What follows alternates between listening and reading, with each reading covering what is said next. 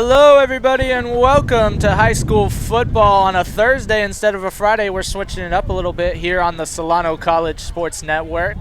We got the Rosemont team from Sacramento coming in. They're visiting as they're taking on the hometown Rodriguez Mustangs. My name is Blake Molina, and tonight joining me is going to be Colin Samansky, Miles Meadows. So, Colin, let's go to you first. What can you tell us about this visiting Rosemont team? Yes, sir. The Rosemont Wolverines out of Sacramento. They're 3-1 on the year so far, and their only loss was a forfeit in their first game. Not entirely sure why it was a forfeit, but nonetheless, it is counted as a loss. And I'm anticipating a tough matchup on both sides of the ball tonight.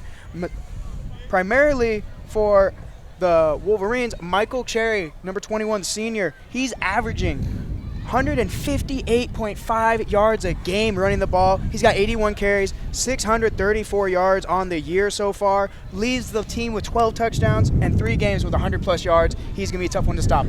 Yeah, him and Bentley Williams, I think we're in for a running back match of the century, potentially. Never know. But, Miles, let's go over to you. What can you tell us, of course, about the home team, the Mustangs? Yeah, the Mustangs coming off a very dominant win in which they dominated the Jesse Bethel High School as they put up 53 and a 53-0 blowout win last week. And part of that has a lot to do with that offensive line. And we're looking at number 55, Chase Stadelhofer, and number 77, big center, Nick Moss, as those two are quite a force on that offensive line and win every single double team and matchup that they have in front of them. So look for them to continue to dominate and open up wide open lanes for running back Bentley Williams, as you mentioned. Yeah, I like that you're showing the linemen some love. They are kind of the guys that usually don't get the love, but you gave it to them there, so I like that. So we'll be right back for kickoff on the other side on the Solano College Sports Network here on a Thursday night. And but in the meantime, here's a word from our sponsor, James Thomas Media, your one-stop shop for all your video production needs.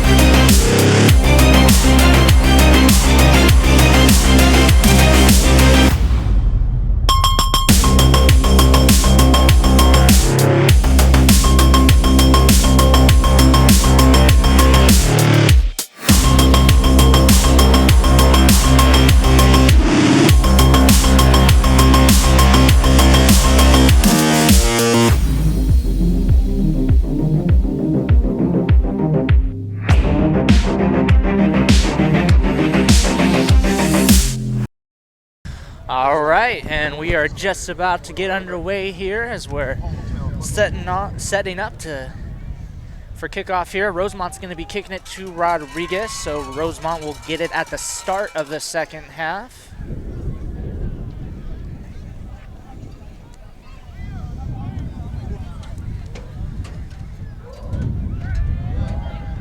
All right, and referee making sure everything's good. Rosemont having a little conversation before the kick, and referee says it's time. So let's get this one started. Oh, they got someone holding it because of the wind. Yeah, wind's definitely going to play a factor tonight, not just for Rodriguez, but for Rosemont as well. It doesn't have any friends. 'Tis a gusty night here.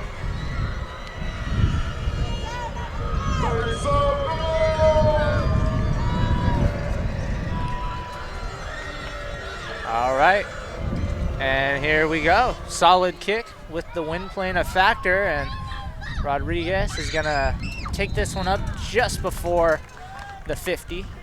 So they're gonna have decent field position for the first drive of the game here. Yeah, just to mention really quick before we get underway in this one on the offensive end, I'm really excited to see what the Mustangs bring out as we have number 5, Trevor Cromie, in on offense. First time I've seen this look this year, so wow. Let's see if they get him the ball or maybe let him run one up the middle, as we know he's a big physical playmaker.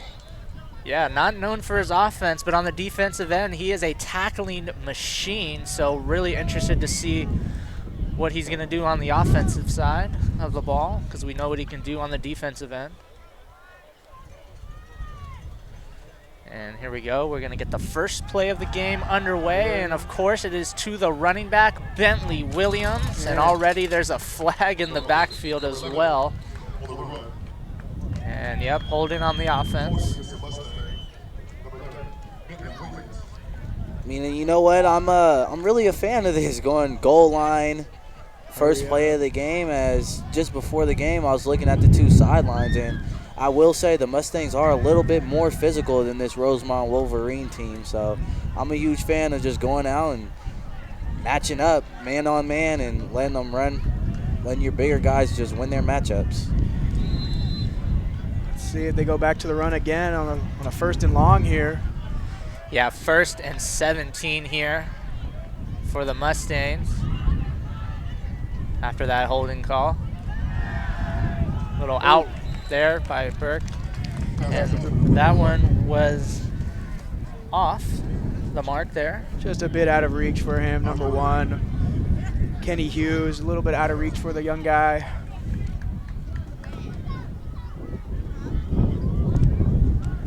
All right, and 2nd and 17 here, coming up for the Mustangs.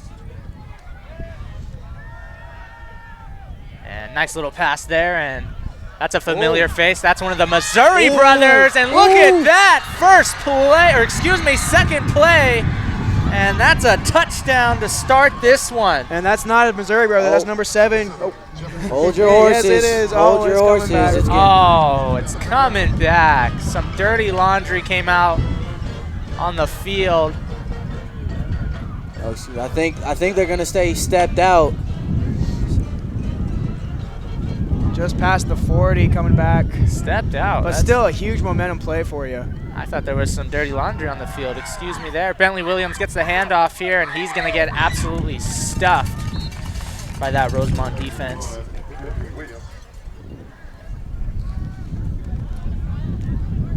No gainage there, as we'll go to 2nd and 10 here. Love to see the Mustangs go right back, as Dylan Burke, I don't believe the Wolverines had any outside contain right there for a read option play. 3 pass plays in a row after the initial run that backed him up with the penalty. All right, and here we go. Burke, a snap. He's looking down the field, and he's going to take a shot. And, just a little over his head. That was intended for number 1, Andrea Adrula, excuse me. So it'll be 3rd and 8 for the Mustangs here, as they are within striking distance, but the main goal I think right now would be to definitely get that 1st down. Don't know if you really want to risk kicking a field goal in this type of weather conditions, even though we know Rodriguez has a very solid kicker, but I still don't think I would take the risk. Yeah, Blake, I truly believe this is 4th down territory, so if you're the quarterback, Dylan Burke, you got to know that, and if you see something underneath, take it right here and set yourself up for 4th down.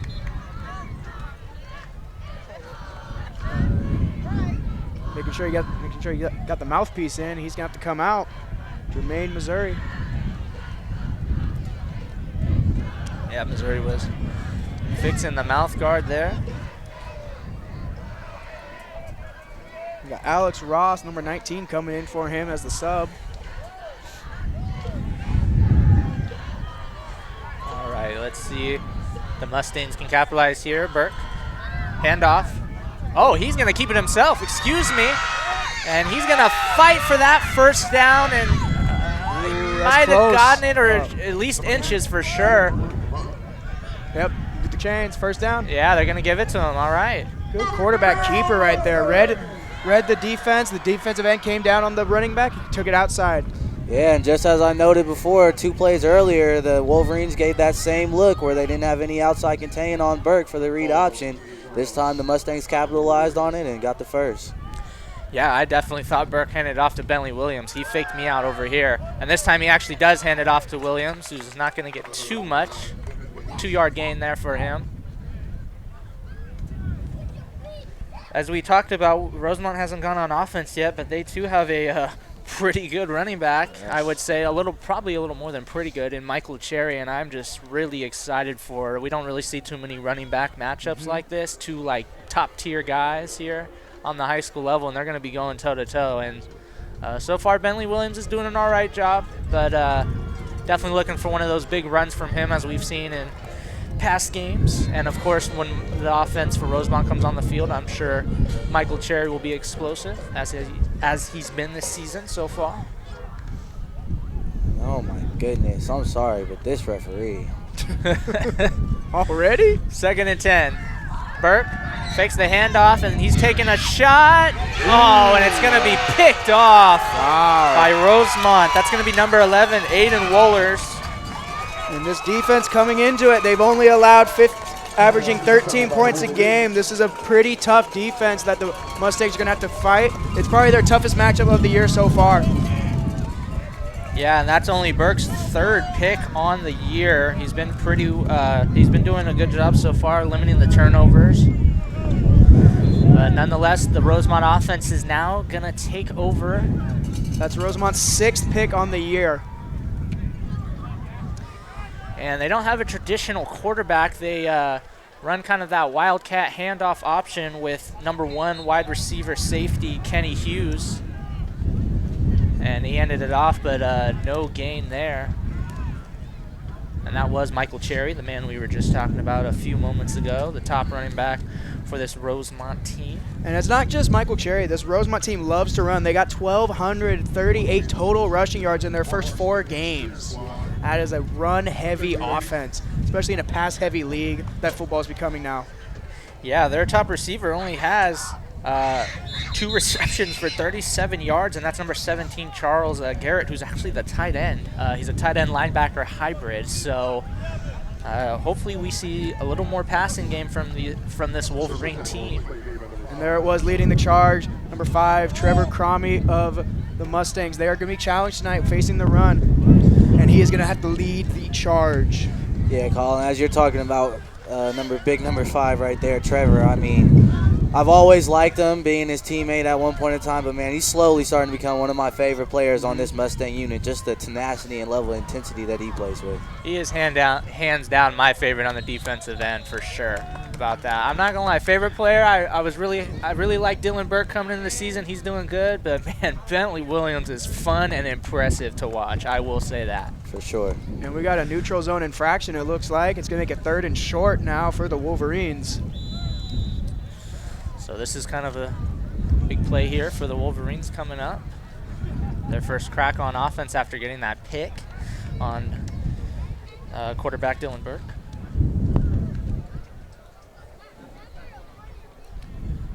All right, 3rd and 1 here for the Wolverines. And Hughes the handoff, and that's Michael Cherry. And they're going to stuff him. He is not going to get that first down. It's going to be 4th and 1. We'll see what they decide to do here. Oh, they changed the pie. They're giving them the first down on that? That looked like short to me. From where we're standing, that looked a bit short. But no challenges in high school, so it's a first down. Yeah, I definitely agree with you, Colin. I thought that was they got stopped there, so I thought it was going to be 4th down. So excuse me, it's going to be first down here as Cherry gets the handoff, getting a little room there, but just picking up a few. Another flag on the field. And that piece of laundry came flying in too, so that was definitely a quick flag.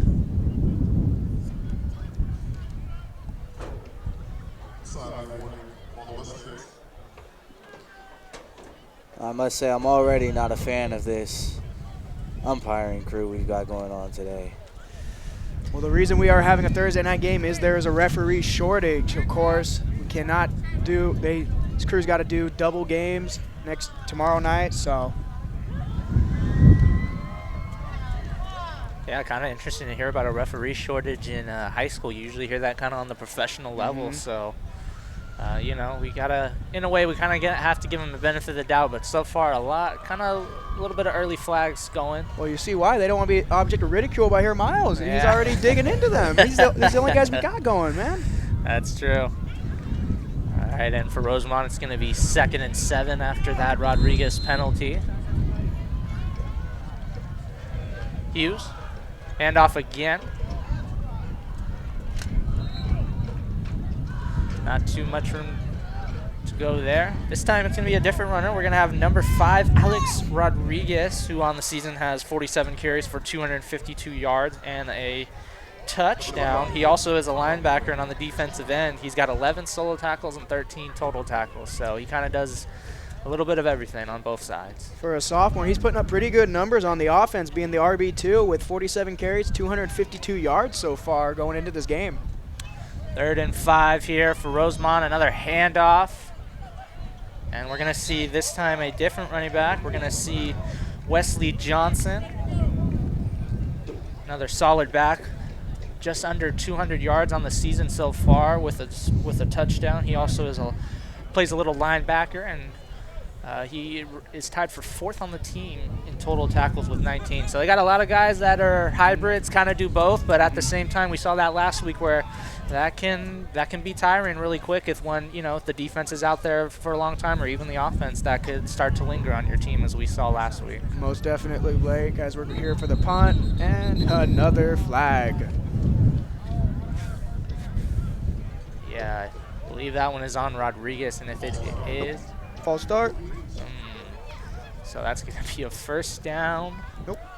For Rosemont. False start. They're backing up. Oh, no, excuse me. That was a false start on Rosemont. Excuse me. So they are backing up. So they're going to still punt this one away. 4th and 6, though. A little bit further of a punt. We'll see what the wind decides to do with this one. Rodriguez was coming in hot there. Almost got the block. Decent kick. And just shy of the 50-yard line. So Rodriguez is going to have solid field position for the offense. So far, just not really impressed by what I saw from that Rosemont side, as offensive side, as they weren't really able to move the ball that much. They had a few infractions, good hard count calls, but running that veer option style offense, you got to really be able to scheme your runs and have really good design. So a little stagnant there, but we'll see how they progress moving forward. All right, and Rodriguez here, back on the offensive end. Handoff there to Bentley Williams. Getting some short yardage, but he has been fighting early in this one.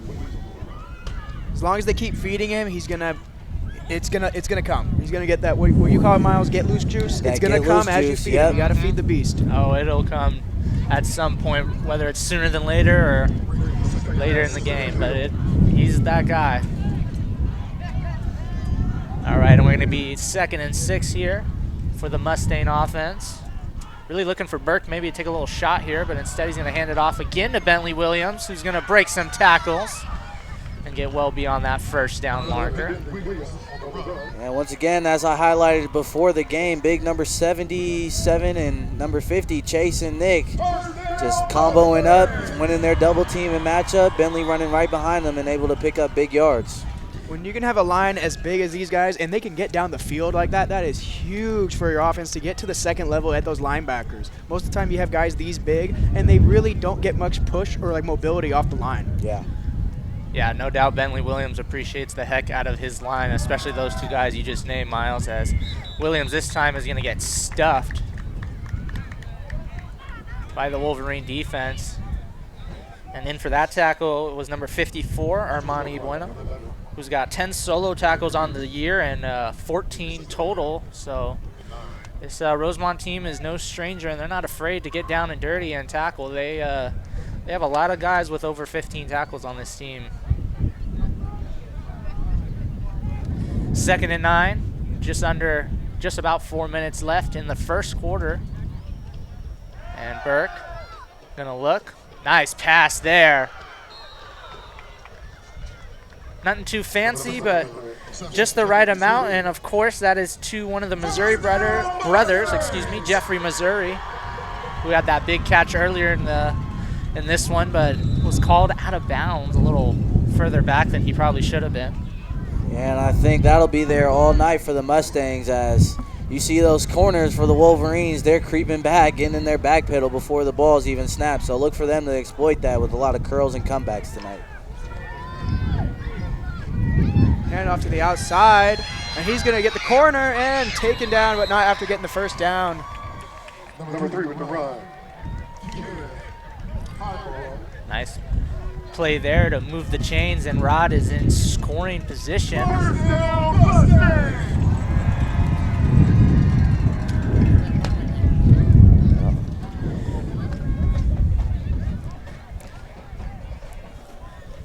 Yeah, and real quick, as we look at the monitor, we're going to get a quick replay of that last play. There was a nice one by Rodriguez to move the chains up, and they're right there in scoring position. And Bentley Williams is going to get stuffed again. Man, that Rosemont defense is playing him tough, and I don't blame him when he's a running back like that.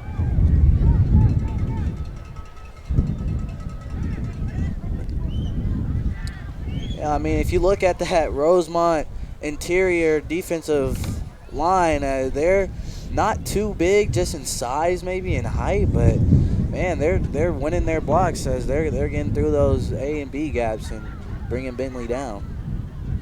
Yeah, and they're sending multiple guys too. I mean, you know, a couple of the times Bentley's been stuffed, I mean, we've seen 3 or 4 guys trying to stop him, so they're showing some fight here. 2nd and 11. Burke, he's got some pressure coming, but he's scrambling away. And he's going to just throw this one out so he doesn't get sacked. There is going to be a flag, however. They're going to say intentional grounding? He's out of the pocket, and he got to the line of scrimmage. I wouldn't be very surprised if they called intentional grounding, but you could be right. It's on the Mustangs. They're signaling.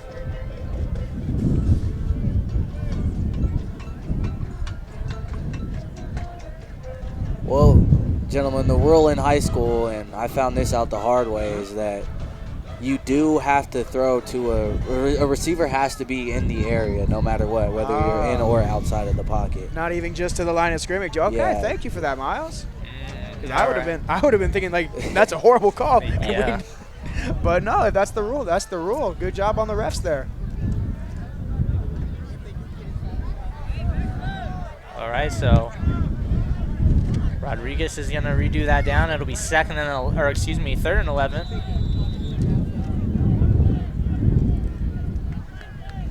Kind of a weird call there, but Miles explained it to us and those listening in. The high school rules are a little different. Oh, man, that's not going to be good. Burke does get away, though, and he's going to, yeah, nothing you can really do there.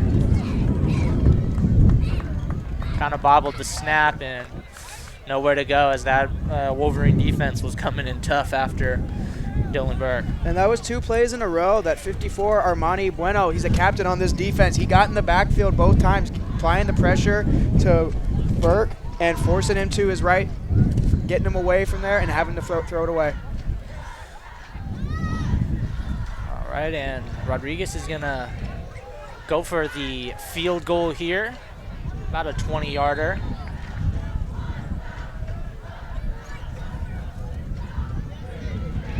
Kick is up. Oh, and it's blocked. That's a live ball. Yeah, I don't think they know. Rodriguez is going to land on it. Man, the Rosemont defense and the special teams unit, they're showing out. They're being tough, saying this isn't going to be an easy one. Nope. And I was just about to say, as on the play before, the Rosemont head coach, he elected to decline the grounding call, which brought up a 3rd and 11. And I thought that was going to yield points for the Mustangs, as that decline meant that the ball didn't have to get pushed backwards to set up a chip shot field goal, but special teams was able to come through there with the block and keep this game at 0-0. Yeah, and that was a lower kick because he's kicking in the wind. You got to get a little bit lower, a little bit more power, and it just wasn't enough to get past that line. All right, so Rosemont's going to take over after the blocked field goal. And the handoff there to Michael Cherry. He's going to pick up a couple on that one. Both defenses playing very stingy for the running backs, not just Rosemont. Rodriguez is doing the same. We kind of thought either Bentley or Cherry would kind of break one out already, but hasn't been able to do anything yet. A lot of time left in the game, of course, but so far it's been the running backs have been in containment. These defenses have done their homework for sure.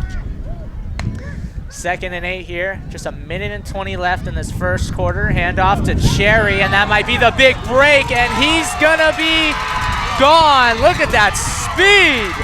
Number 21 for Rosemont is gonna take it all the way. That's an 80-yard touchdown. Wow, amazing. What a run by Michael Cherry.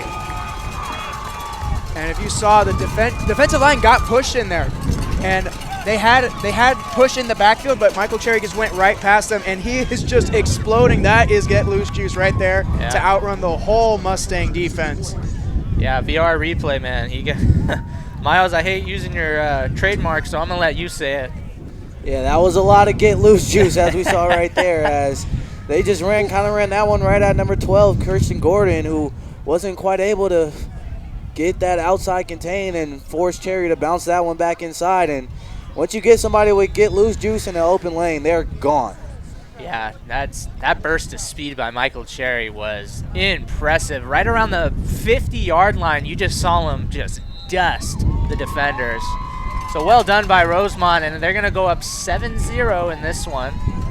And Rodriguez is going to have to come back on offense and start to kind of get things going. It's still early and still only down by 7, but you don't want to get too far behind, especially early on.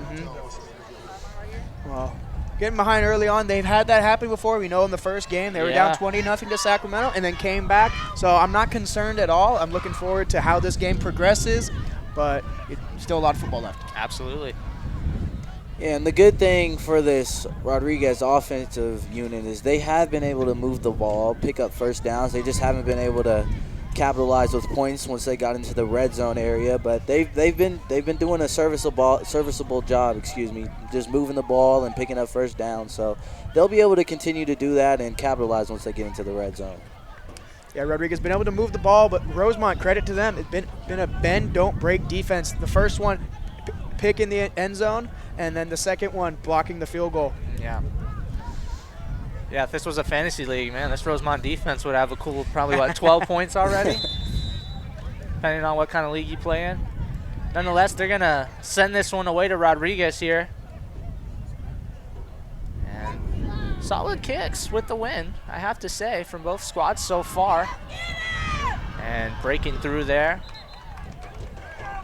Not getting too much, just around the 40-yard.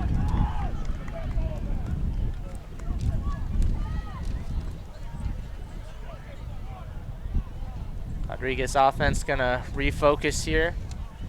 Still kind of waiting for Burke to take that shot. He's taken a couple. The receivers just haven't been able to compile those balls, but you know, nonetheless, I'd still take the shot at some point.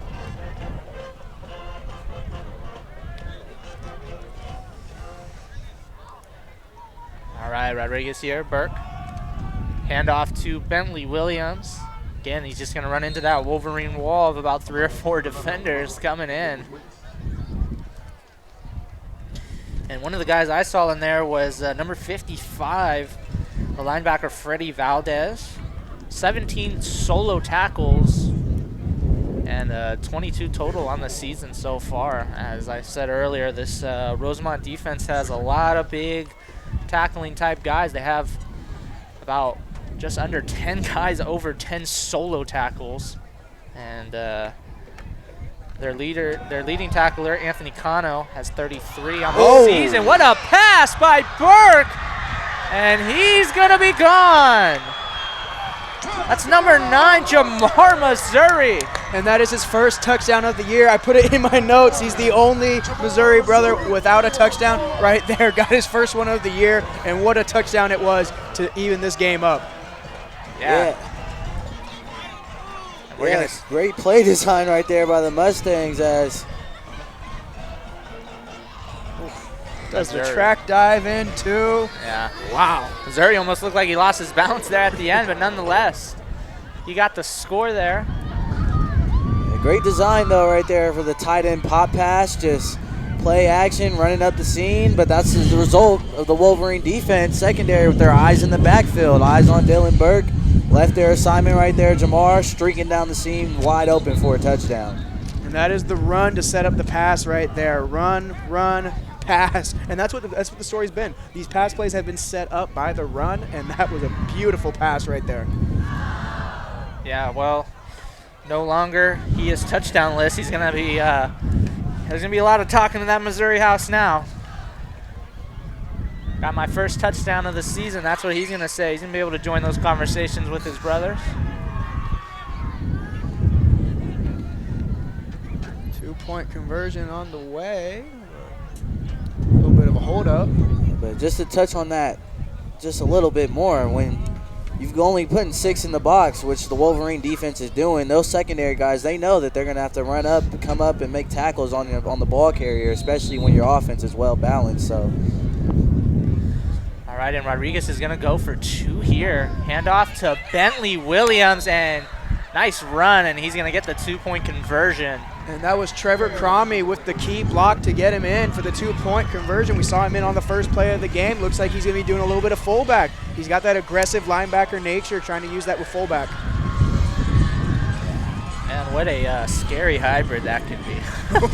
Man, I mean, he's already phenomenal in my opinion on the defensive end. But, man, get him going in that offense in some way, whether it's a minimal role or he's got a solid role. I mean, whew. Scary hours for sure for those opposing teams that are playing Rodriguez. And you are not lying, Blank, as I've seen Cromie in the weight room move up some big weight, talking about 400 or 500 pounds. God. So when you get a guy 185 like my stature, I can only imagine the things he would do to me. I would not want to be the receiving end of either his hits on defense or his blocks on the offensive line. I'm right there with you, especially those hits, man. Yeah. He's had a couple of tackles where I've even gone, wow. Kind of one of those, ooh. Nonetheless, though, 12 seconds to go in this first quarter. But the Rodriguez Mustangs have taken an early 8-6 lead. And that's a good kick right there. That's probably the best kick I've seen so far in this one. And, oh, man, he's got a lot of space, but there's a flag coming in. Man, oh, all the way, but there is a flag. I had this guy highlighted, number 4, Wesley Johnson. He is a kickoff danger right there. Before this, 4 kickoff returns, 184 yards. That's 46 yards on average right there. He's got the speed. Wow, down the sideline, but it looks like it will come back with the penalty. Yeah, that's unfortunate, as we just saw in the replay, him running that one back. But, yeah, that one is going to come back due to that flag. And we hear, sounds like Wesley Johnson's family behind us pleading to re-kick. Hopefully the Mustangs are not going to do that. They'll be enforcing the penalty on the return, backing it up. Not a re-kick, hopefully, because I would not want to kick back to that monster. Oh, no way. It looks like they got the Wolverines right there for a block in the back. Just ill-advised. I believe it came after Wesley was already gone. Yeah. Always the inadvertent penalties, like these guys gone, just put your hands up and celebrate. That's what my coaches always told us. We don't want to have something that causes it to come back. Guys, the runner's in front of you, hands up, start celebrating. Yep. Tough one for Rosemont, but hey, you got to shake that one off now. You got to take over on offense here and get a score here, so you can get the lead. You know, this team is kind of run first, as we saw in a previous broadcast, as Sheldon, and that's going to be the end of the first quarter as we're going to go into the second. But as I was saying, Sheldon was a very run-heavy, kind of one-sided team. Yeah. And for this team, you know, I talked about it earlier, their top receiver has 2 receptions for 37 yards, and he's a tight end. That's Charles Garrett. So I'd really like to see them get involved in the pass, but I just don't know if we're going to see that. They've been kind of using a hybrid wide receiver with Kenny Hughes, who also plays free safety. He's been kind of back there, and he's only got 5 of 19 completions for 91 yards. So, again, hopefully the pass attack does decide to come into fruition here for them. But, I mean, man, if they're returning kicks and punts like that, you might not need it. And I'm saying, yeah, I'm with you. I would love to see some more pass. I'm saying that purely as a fan watching. I'd like to see some balance. But, man, if they can get the run going with Michael Cherry, and some of their other guys too. This is a run-heavy team. Oh, no if doubt. they could get some big runs like that, hey, it's still entertaining for me as a fan. Yeah, no doubt about it. I mean, there's nothing wrong with the run game. Even for Rodriguez, too. Rodriguez is off, Burke's kind of not really feeling it and having kind of an off game. You can always rely on Bentley Williams. So either way, I'm okay with that, as we have in this game 2 running backs that are just must-see TV. Unfortunately, we are not on the TV for this one. All right, here. Second quarter is starting. Rosemont here. Another handoff. And, runs into multiple Mustangs there. That was Michael Cherry on the run for a couple. And if you're the Mustangs, that's exactly what you want to see, as they set that outside edge right there. Didn't let Cherry get up the sideline, forcing him to cut back inside, and that's where a sea of Mustangs are going to be waiting for him every time. Yeah, and no gainage there. So it'll be 2nd and 10 for the Wolverines.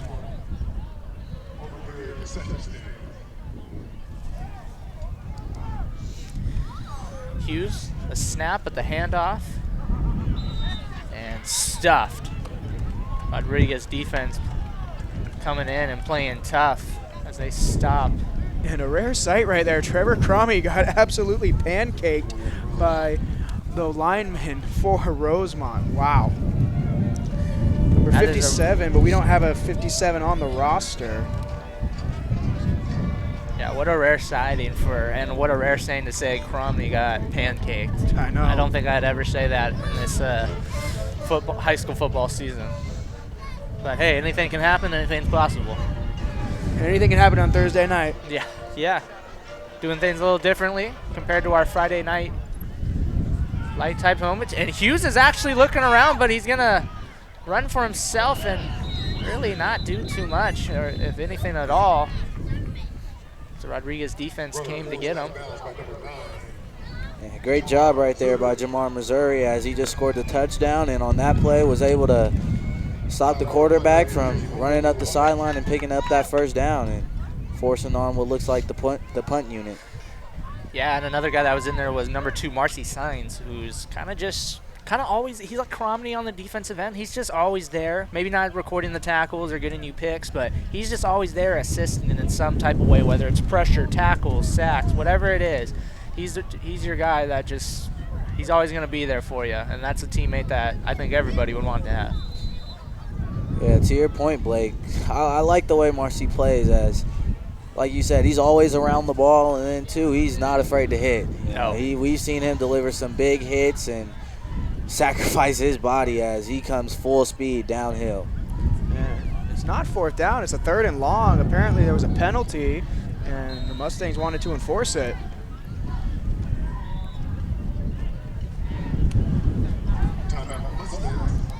And Rodriguez will take the first timeout of the game here.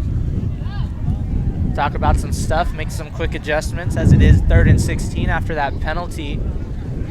Kind of hard to see where we were. It was by the Rosemont sidelines towards their end zone. So, again, kind of hard for us to see what the call was. But nonetheless, they still have another chance here.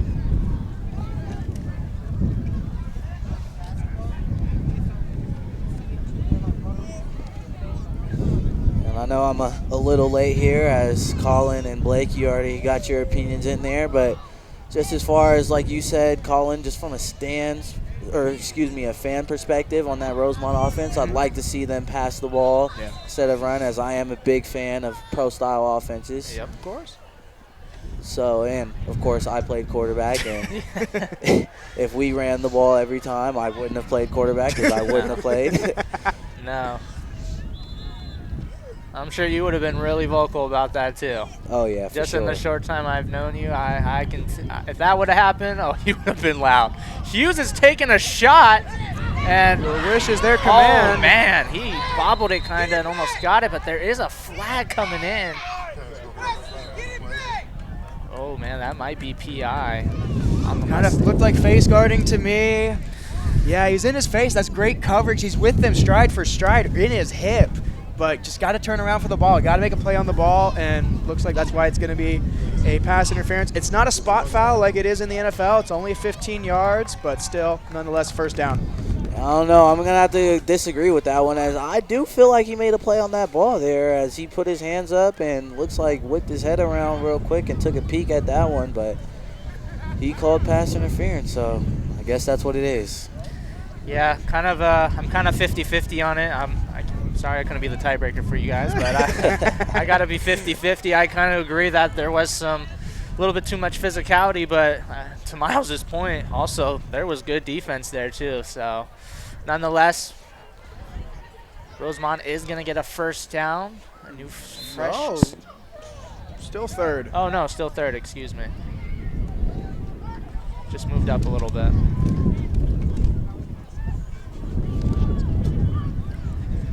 All right, 3rd and 2 here. Rosemont, a handoff, Hughes. And I think he's going to get it, even though he got pushed back, got sent back a little bit. But forward progress, yep. That's all it needs. Of course, that was the main guy, Michael Cherry. The living heart and soul of this offense. Oh, one of them. Their running back room is extremely solid. This is a very strong running back room, yeah. yes. Yeah, actually, solid's probably not the right word. I think strong is the better word, Colin. Yeah, this is definitely a strong running back room for sure. And Michael Cherry is at the helm of it, man. That's scary. Hughes. Ooh. Oh man, that's a. Whew. No, that was a hard. That was kind of a hard hit, but yeah, not helmet to helmet. I agree with that. Got him with the shoulder. I mean, that's a good hit. That's a good, clean hit. Yeah.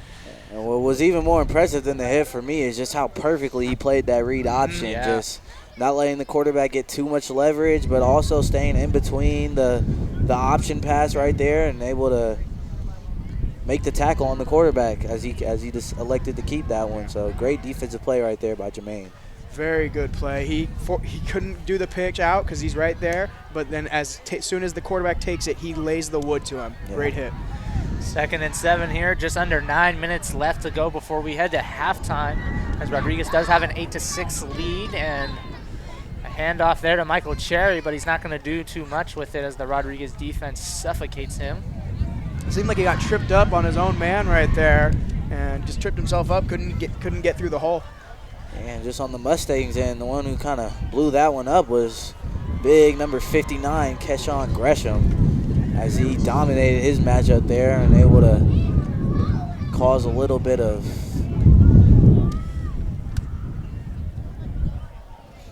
mayhem there on the line, huh? All right, and it's going to go 3rd and 8 now for Rosemont. Oh, man, that defense came in strong again to stop Michael Cherry. A lot of Mustangs there to give credit to. And going to put up 4th down. And that's a big tackle for loss, it looks like.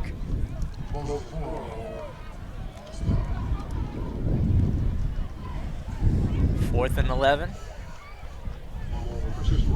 As Rosemont is going to punt this one away. Rodriguez is going to go back on offense here. Oh, fumbled the snap there, but nonetheless. And that's where the wind kind of comes into play there. Kind of a weird kick. That was a high punt. Yeah, and very right high. In front of us at the 36. But good punt nonetheless.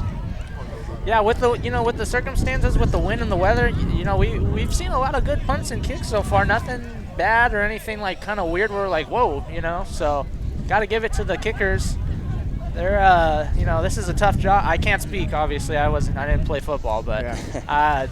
Got to be tough kicking when the wind's going like this, or just in any type of scenario like this. Well, in that case, it seemed to help the punter to his advantage. He's kicking from the opposite end of the field, and it just sailed because the wind's blowing in that direction, and it carried it right down in front of us. All right, and Rodriguez is going to go on the offensive attack here. See what they do to start this one. If I had to predict, it would be to, Bentley Williams. And he's going to find some room. He found a few holes there in that Rosemont defense, and he's going to get a nice gain there. Big pickup there for Bentley Williams, getting to cross the 50, cuts it in, and then cuts it out to the outside. What a run.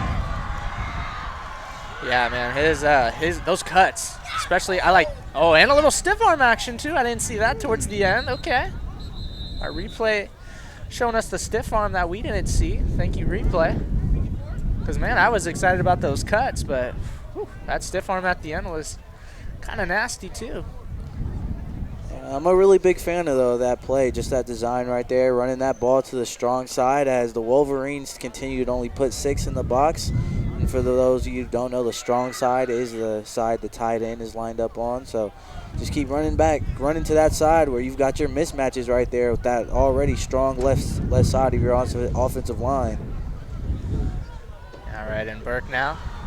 Hand off to Bentley Williams. Going to give it right back to him, and he's going to make a little room for himself, break a tackle or two, and pick up some more yards as he's definitely starting to get going, potentially on that heater. We'll see. Two back-to-back runs, both of them over 10 yards a carry.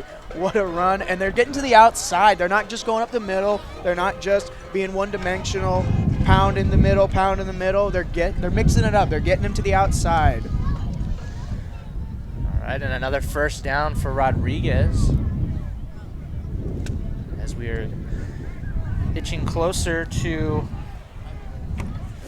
the half. And a flag.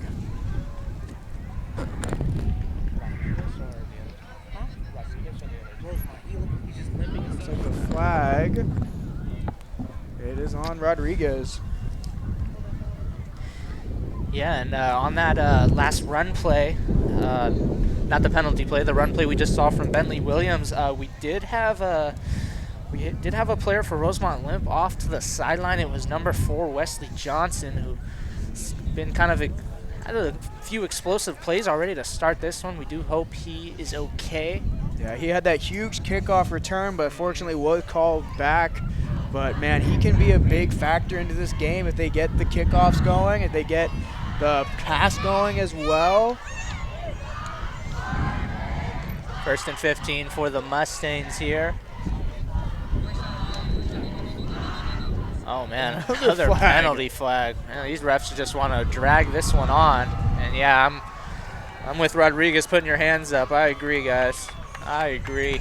And they're pushing them further back. And that's already the 10th penalty of the game, and it looks like the 6th on Rodriguez. And it's not, we're only halfway through the second quarter. I stand by my statement in the first quarter as I am still not a fan of this referee crew. I think they heard you, Miles, and they're like, okay, you don't like it? We're going to make it go more.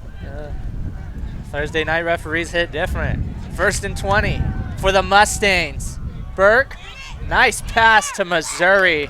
Oh, and he broke away from his defender for a second, but a couple of the Wolverines came to get him. Jeffrey Missouri, we got to be a little more specific. There are 3 Missouri brothers total on this team, so excuse me, folks. That was number 7, Jeffrey Missouri, on that one.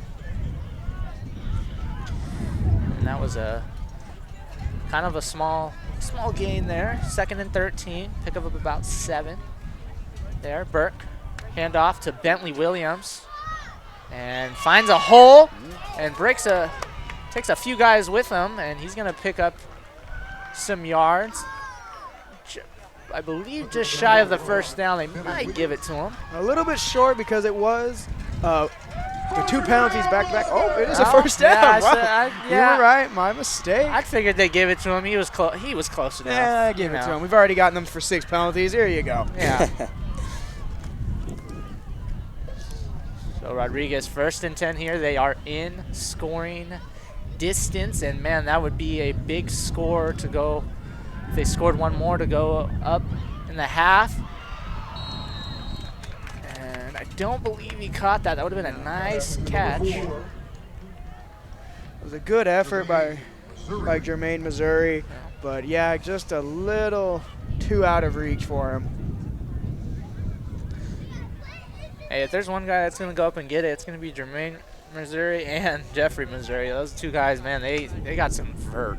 And Jamar Missouri, all of the Jamar too. Missouri brothers Yeah. are the huge towers on this offense. And they got some jump in them too.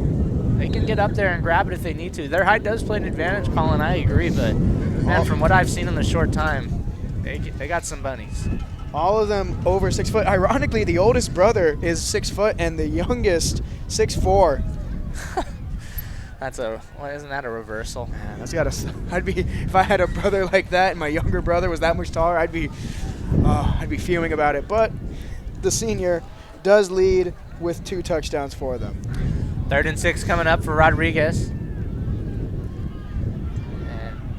breaking away. Oh, man, another flag coming in, and that one, the wind started to curve that one. That one was for Size. Marcy Size there at the carry, but it's going to be holding on Rodriguez, so they're going to bring it back. Number 7. And I actually got a good look. I was watching the blocker. The referee called that hold on, and that was number 5, Trevor Cromie. And for the record, that was not a hold. So once again, I still stand by my statement as this crew sucks. All right, nonetheless, Rodriguez does still have the ball. They got an opportunity here to increase the score a little bit before half. Again, still plenty of time left for both teams, even if you don't get this. This is a big 3rd and long, though. I do agree. It is a big 3rd and long. Oh, man. He got the jump. Well he's done. dead. Well done, 74. Mr. Burke. Well done, Mr. Burke, drawing them off. I like that. I respect that, too, by the way. But if you're the Wolverines there, I mean, it's 3rd and I believe it was 16, and they're lining up in a goal line set. I mean, there is absolutely zero reason for you to be jumping on a hard count. It's 3rd and a mile, and yeah, like you said, they were in a goal line set with Cromie at the fullback, and why are you jumping? You don't want to give them any push like this to make the 3rd and long shorter. Timeout here by Rosemont. Definitely probably going to just talk about that last penalty. It's been a gritty game so far, though. Not a high-scoring game like we saw last week against Bethel. Definitely This not. is a gritty, pound, physical game we've seen. Yeah, but if I will say, I do expect the Rodriguez offensive units to pick this one up, and I believe they're gonna score some points here. As they've been able to move the ball pretty effectively, as we haven't seen the punting unit thus far. That's a very good point. Yeah, they have been moving the ball very well, but again, like you were saying earlier, Rosemont is a bend and don't break defense. They got the pick earlier. They got the block punt. They did give up the touchdown, but that was a long touchdown pass for Jamar Missouri, but yes.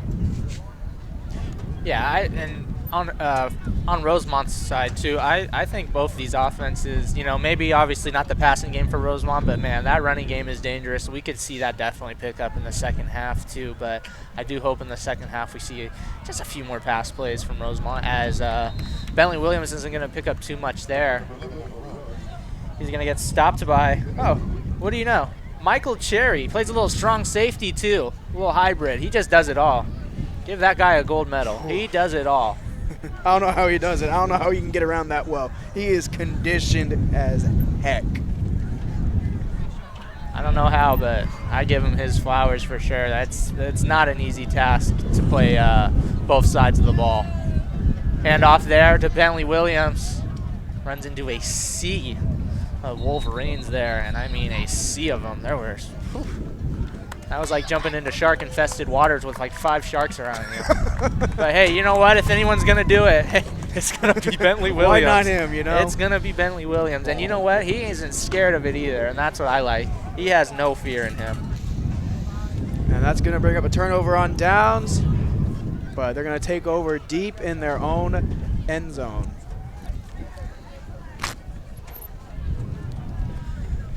Rosemont still has a chance to put on some points. There's 2 minutes and 40 seconds left before this game goes to halftime.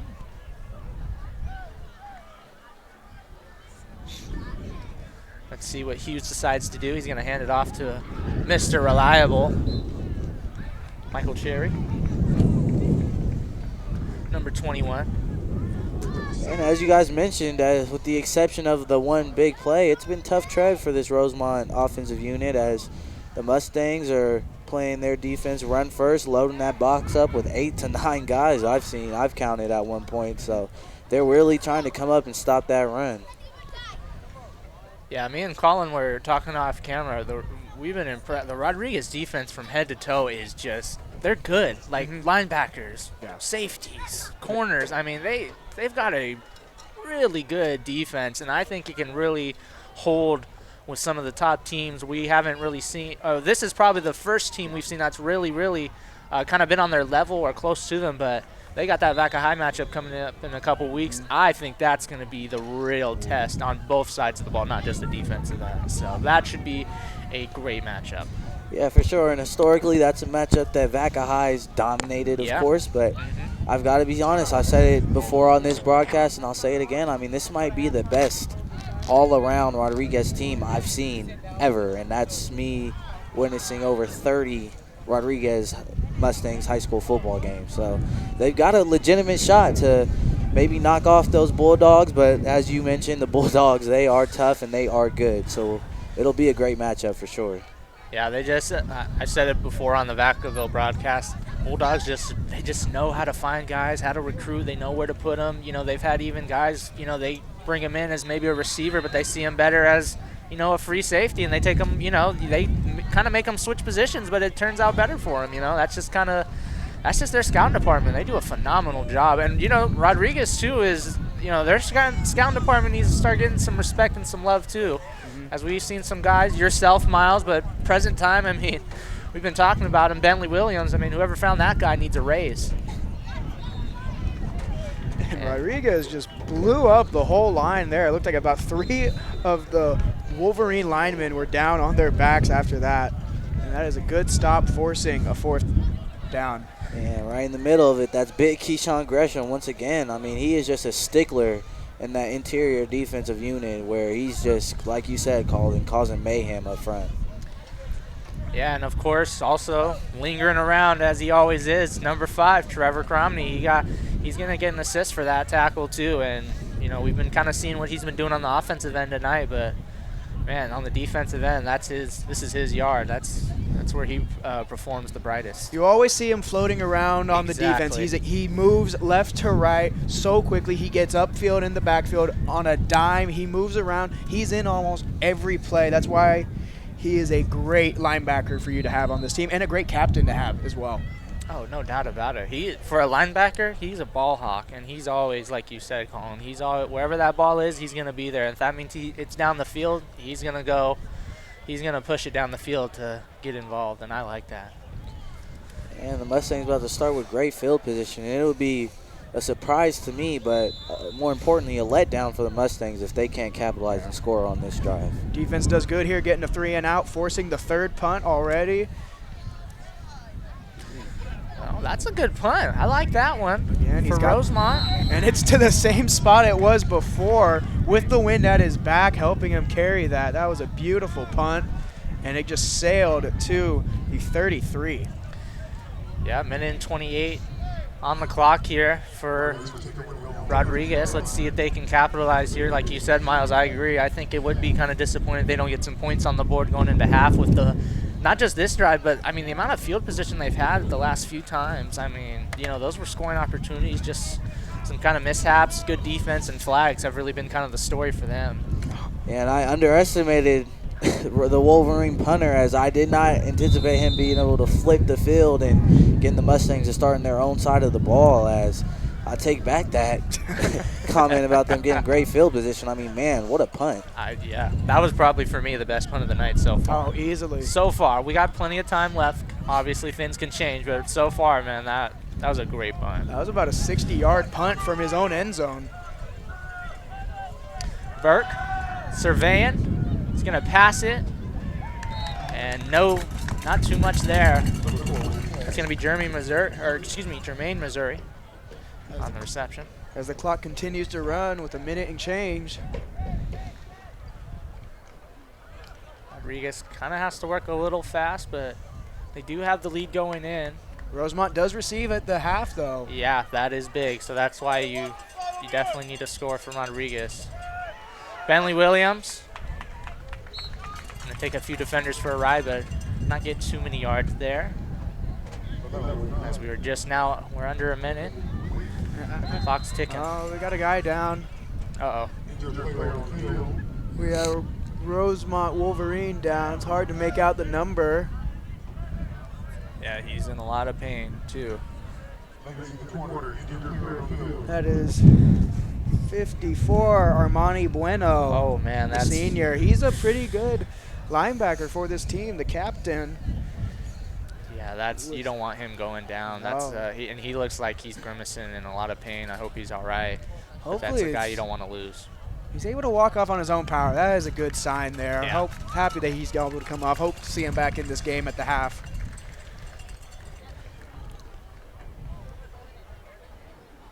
Yeah, as Armani Bueno, his play in this one has been more than good, as he's been in the middle of a lot of those short stops that the Wolverines have been able to create. All right, 3rd and 6 for Rodriguez. 44 seconds left to go in the second quarter. Bentley Williams, he's breaking some tackles. He's going to get a nice gain there after some shaking, some baking, and some breaking.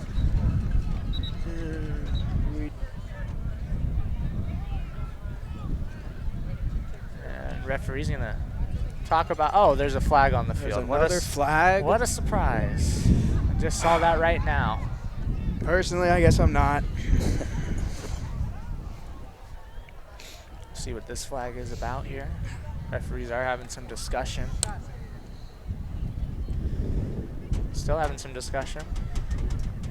I don't quite get the running with a minute left and change when you're going to be kicking off at the half. I would think a little bit more urgency personally, like trying to get the quick game going, get out of bounds, because you just wasted about 45 seconds on the clock when you could have been getting quick throws going. I know you're a run first offense to set up the pass, but with the 2-minute drill, I would think you'd go for a little bit more pass here. Yeah, I mean, I'm not disagreeing with you there. I will say, though, the positive side is Rodriguez does have the lead, so even though they don't score, they will go in with a 2-point lead. But very true. That's cutting it a little close. I think you want to maybe put on a score, tack on, just so you have a little cushion room going into the second half. But, you know, hey, whatever gets it done, gets it done. And the flag was waved off there, thankfully. So they basically got a free timeout there, a free breather for both these sides, and just waiting for the refs to spot the ball and get this going. Yeah, it looks like these refs are talking about where they're going to go get dinner after this. It'll be 10 o'clock, so not too many places will be open. I mean, geez, this has been over a few minutes now. I mean, it's... As the head coach for Rosemont, John Straw, it looks like trying to get an explanation on what's going on here, and I don't blame him. Miles Keene looking on from the Rodriguez sideline. He's probably thinking the same thing we are. What are these guys doing? Let's get it going here. And I didn't personally, you know, do this interview or get to talk to him that much. Popped in an in-studio interview with Miles King last semester, and just from what I listened to, I didn't listen to all of it because I had to do my own separate project, but man, he is a good up-and-coming coach, and I think Rodriguez's football's been kind of shaky. I think he's the guy that's going to really get this program on the map and turn it around for sure. Burke is looking around. He's going to scramble and take it on his own, but, man, there's going to be just another flag. Flag is a holding. I saw that clear as day. Yep. That is 8 on the Mustangs, and we're not even at the half. They have as many penalties as points scored. That's crazy. I'm sorry, I had to point that out. Right when you said 8 penalties, yeah, that's crazy to me. I think total 13 total. Between both? 13 total. 5 on Rosemont, 8 on Rodriguez, if I'm not mistaken. Might have missed one here and there, but, I mean, that says it all. Honestly, you know what? If you did, you did. That's probably for the better. That's a ridiculous number at the half. Before the half. We got 26 seconds before the still. half, excuse me, yeah. 8. Looks like it's going to be on Rosemont. Offsetting? No, it was in the backfield. They were indicating a holding. Yeah. Okay. That's... Oh, my God. I don't even know. A They've lost count of how many penalties. Miles, what do you think? How many penalties we're going to go through under the game? Over, under 20 total? Oh, Jesus. I'm going to have to take the over. You're going to take the over? All right. That's 13 and 1/2. Yeah. Are you taking the under? I'll take the under. You know what? I think hopefully they'll clean it up a little bit, but, you know, we'll keep it interesting. Don't want both of us bet the same thing because we got hopefully a bet going on, or just dinner going through the line. Maybe not steak dinner, like you said before, because I don't know about my Chick-fil-A paycheck will help me get that, but... Well, right now, I don't mean to be that guy, but Colin, you do have a healthy 2-1 lead on those bets. So right now, you would be the guy getting the dinner, and Miles would be supplying it, whether it's steak, Chick-fil-A, or whatever you want. 18 seconds left before the half. It's 1st and 5 for the Mustangs, and Burke, just a little dump pass there. And, oh, man, he's going to make a lot of it. Oh, he's going to trip up, though. Oh. It looked like his own player tapped him. His own player, he's number 9. He knows it. That's Jamar, Missouri. He knows it. He knows that he bumped him and got him down. Yeah, Cajun Heidbaum, number 3, was the guy that got the reception. But, yeah, ran right into Missouri there. Great first down. And no penalties. Knock on wood. No penalties for that. 3 seconds left. One final play here. All right, let's see what the Mustangs can do. 3 seconds left, as Colin said, and more whistles are coming. Timeout. What? Oh, they ran. Beyond confused. They started the clock. Beyond confused as. And they didn't realize. Oh. Okay, that was a little. That's a punch in the gut to end the half for Rodriguez. A saving grace for Rosemont. Yeah, what a weird one on that last play, but nonetheless, Rodriguez does have an 8-6 lead as we go into the second half. Join us on the other side as we're going to make a quick switch, as I'm going to go to play-by-play, and my partner here, Colin Szymanski, will take over the play-by-play. So we'll see you on the other side for the start of the second half. Hi, my name is Eric Visser. I'm in my 5th year as the athletic director of Solano College. To experience community college and its mission has been an outstanding experience. Solano College has a very rich tradition in intercollegiate athletics dating back to 1947. I'm very proud to communicate that rich tradition is still being continued with fine young men and women that represent Solano College on and off the court. In the fall we have the volleyball program. We have a very successful women's soccer program. We have both men's and women's basketball. And then we transition to 4 programs: baseball, of softball, men's women's tennis, and men's and women's swimming. It is our mission to excel our programs and our student athletes in academics. All of our student athletes are committed to give back to the community.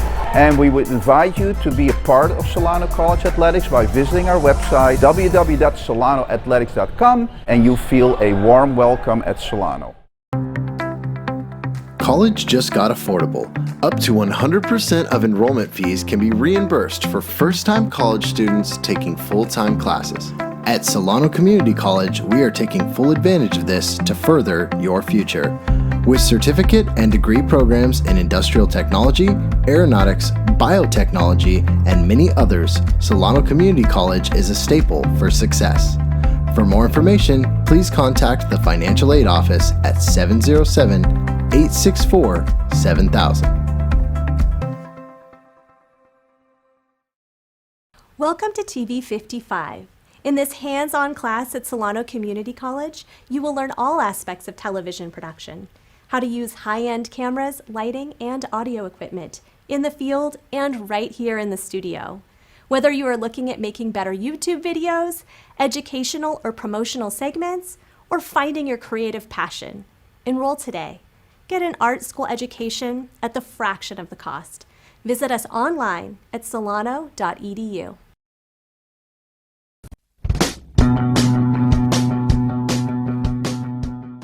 If you are interested in a career in sports broadcasting, whether you're commentating a live game, or hosting your own TV show, or working behind the scenes, then this is the class for you. For more information, contact Greg Poff, that's me, at solano.edu. We hope to see you here next semester, and remember, It's more than just sports. It's an education. All right, and we are just getting ready to start the second half of this one. Rodriguez is up 8-6, and for the second half, we're gonna switch things up, and Colin Szymanski is actually gonna do the play-by-play. I'm gonna slide over to color with Miles. So, Colin, I will leave the play-by-play to you now for the rest of the game, sir. Thank you, Blake. Thank you for that.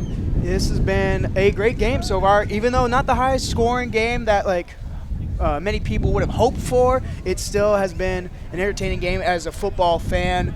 I like the ground and pound. I like the physicality in the game, not liking all the penalties getting involved by the refs. Some of them hit or miss calls, but nonetheless, the refs are being involved and takes away a little bit of excitement for me. But what do you guys think? What have you guys been feeling, Miles?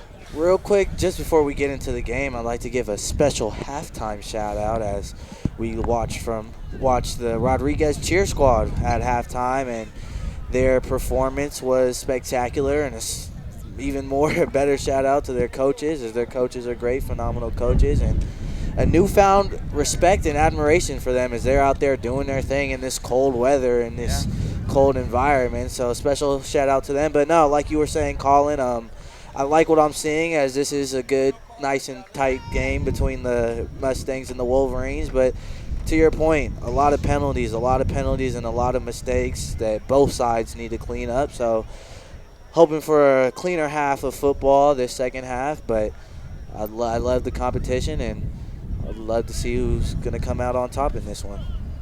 Thank you for that, Miles. And Blake?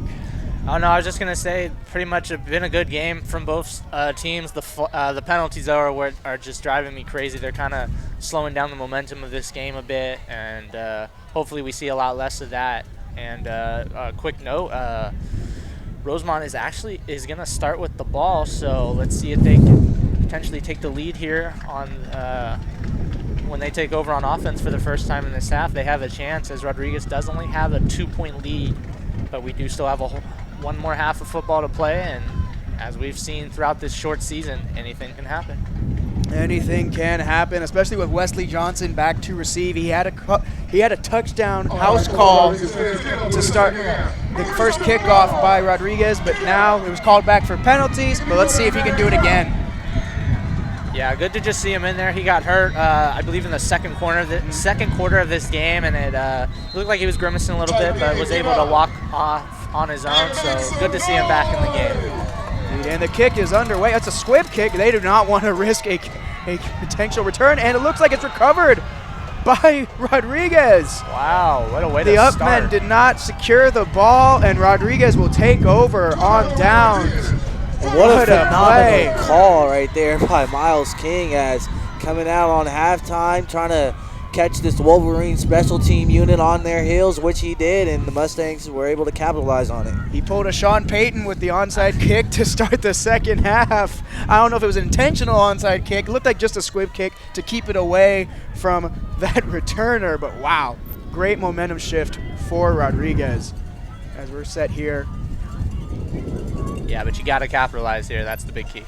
Play action pass as he goes for the pass, and it's caught along the sideline and breaks away after breaking one or two tackles right there. He picks up, looks like the first down. Number 7, Jeffrey, Missouri. And yes, it is a first down. And yeah, I mean, that short game right there, especially on the outside, is wide open for the Mustangs, as these Wolverine defensive backs are getting into their back pedal, dropping back, like I said, before the play is even started.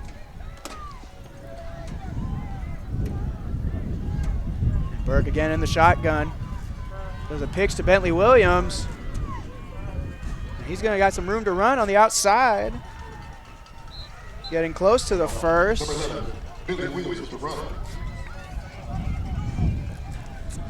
Gentlemen, what do you think are some second half adjustments we might be seeing here? We already saw that it was an aggressive momentum shifter by Rodriguez, but what do you think more we could see on the defensive side and for Rosemont here? I mean, for Rodriguez, and I'm going to talk about them on the defensive end for just a sec, even though they're on offense. Burke is scrambling away, though, for a moment. Good pickup right there. For the Rodriguez defense adjustment, I just want to say I think they can now kind of just mainly focus on the run D. I mean, you know, Rosemont hasn't attempted any passes, and it doesn't look like they're going to. So I think they just need to now just shift all their focus on stopping the run. Don't really need to worry about a potential pass play. But for the offensive end, I mean, for Rodriguez, gotta capitalize. They've had some opportunities where they could have capitalized, whether it was messed up by a penalty or just kind of an error. They gotta fix that. And Bentley Williams takes it to the outside, getting close to the goal line there, knocking on the door here early in the second half.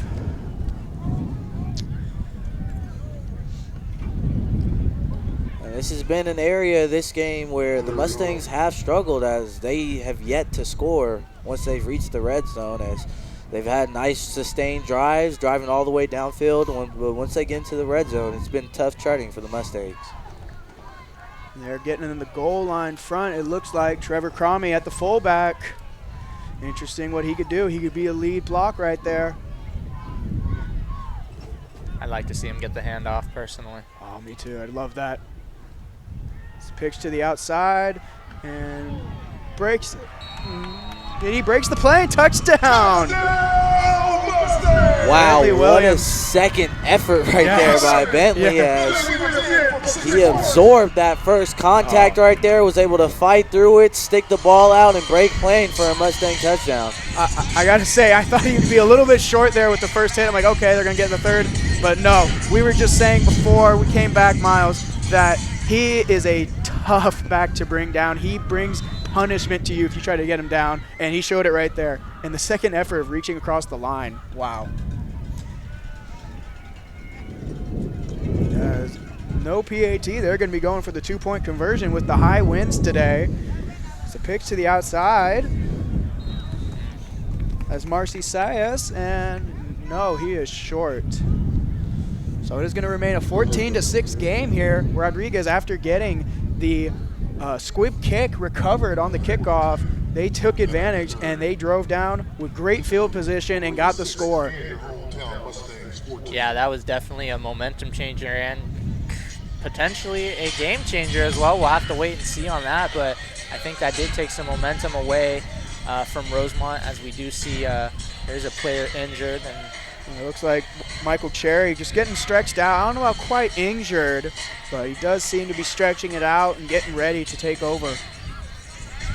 And again, do we see another? Well, I'm likely going to see another squib kick kicking into the wind, and with that danger of Wesley Johnson back to receive. We'll see what Rodriguez decides to do, but you know what? Wouldn't it shock me if we saw the squib once more? It worked out for him. Why not try it again? Hey, if it don't work. No, I don't even know what I'm going to say now. If it ain't broke, don't fix Thank it. That's you. what you're. Yep, I got you, Blake. Don't worry. Thank you. I got your back, brother. Couldn't spit that one out. If it ain't broke, don't fix it. Yes, sir. I won't be saying that ever again. You'll come up with your own saying. Yeah, you'll make a fresh Blake version. I'll figure it out. I already got some for basketball. Don't worry about that. Brought down by a horde of Mustangs. That was Alex Cisco in on the return. And decent field position for Rosemont, but they got a bit of a stretch of field to go. They've only had the big run on the play, so they got to drive down the field here and get some power going against this Mustang defense. And we talked about some first half adjustments. What I'd like to see from this Wolverine offense is, I don't mind the run game, but it has to be effective. And in order for it to be effective, I'd like to see them be a little bit more strategic and picking their spots, just going to matchups where they run, like running at number 12. I mean, they ran at Christian, and they had success earlier in this one. So, and they dropped the ball in the backfield. And is that another fumble recovery? And it is Mustang ball. Wow, that's not how you want to start the half here. Yeah, and Jamar Missouri, number 9 for Rodriguez, he is hyped up about that, as Rodriguez offense is going to come back up for another chance here to put some points on the board. And scary sight here for the Wolverines. As we saw last week, this Mustang offense, they are great front runners, putting up 53 in that one. So you don't want to get them in a position where they have momentum and the ball. Definitely not, as they take over here at their own 30. Wolverines' own 35, pitch to Bentley. And again, breaks the tackles, falls forward for a good gain of about 5 there. And a flag. We do also have and we have a Wolverine down.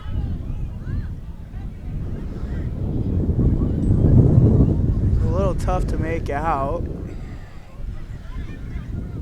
Yeah, there's guys kind of crowding around him. It is hard to see who that is. We do hope that player is okay, though. As everyone here is taking a knee for him. Still can't see what number he is because he is laying down He is on the his back. He does seem to be in a good amount of pain. We do hope he is okay and can continue out this game and eventually, obviously, his whole season. Of course, yeah. No doubt about that. Oh, they're going to bring some trainers over. I believe he was grabbing his back. Oh, that's not always. I've been there. A scary sight. Back, not what you want to see. Back is always a scary thing in football. I've had it where I got like folded up on a play. My feet gave out underneath me, but the pile fell on top of me. I basically folded in half. Scorpion. Yeah, scorpion, exactly. Yeah, exactly. Hopefully nowhere near. Oh, and they're bringing out a stretcher. Oh, no. That's not good. Oh, he hops up. Okay, perfect. That is a great sign right there. That's number 18, Javon Joseph, the D-end. He's got 18 solo tackles on the season, and he's one of those guys with 20-plus total tackles on the team. They have 3 of them, and he's one of them. So that's a big loss. And he's another captain on this defense. He is a big defensive player for them to have. Hate to see him go out like this. But he's walking all right on the sideline there. He does seem to have a bit of pain, a little bit stiffness in the leg. Might not see him back for this game, but hopefully for the rest of the year.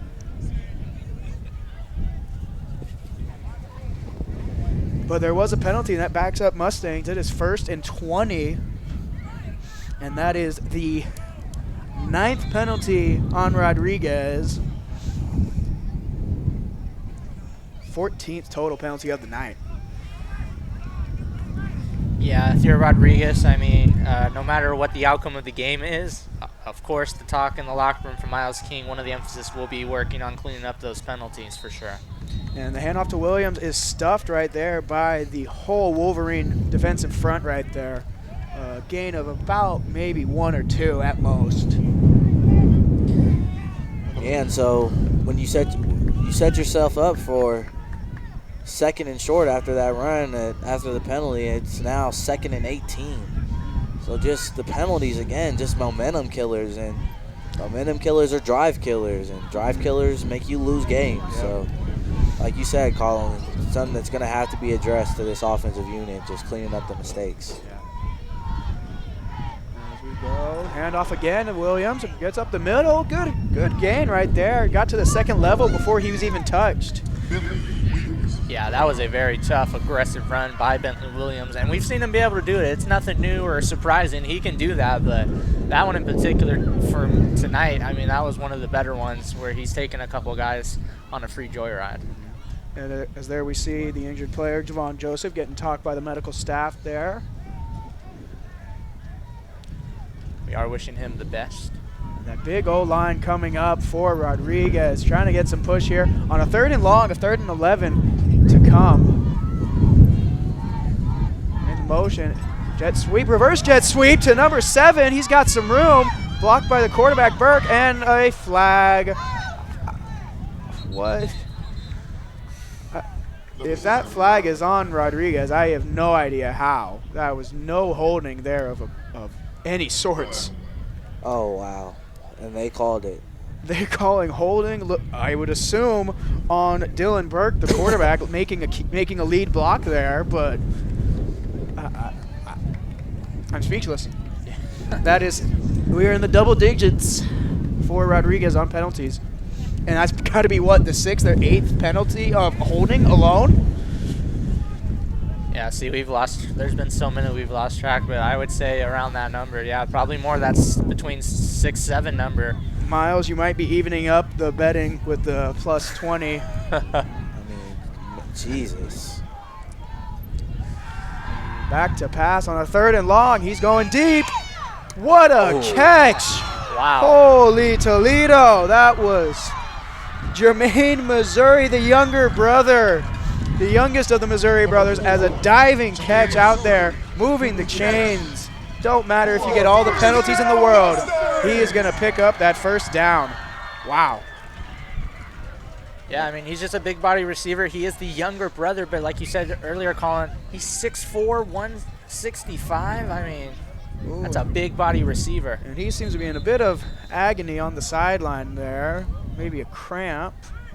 More flags. Yeah, Burke actually was John at the end of that one with one of the DNs. And he goes immediately to the sideline. And we got a jump there. That makes it 6 for Rosemont. They're creeping up. 16 total.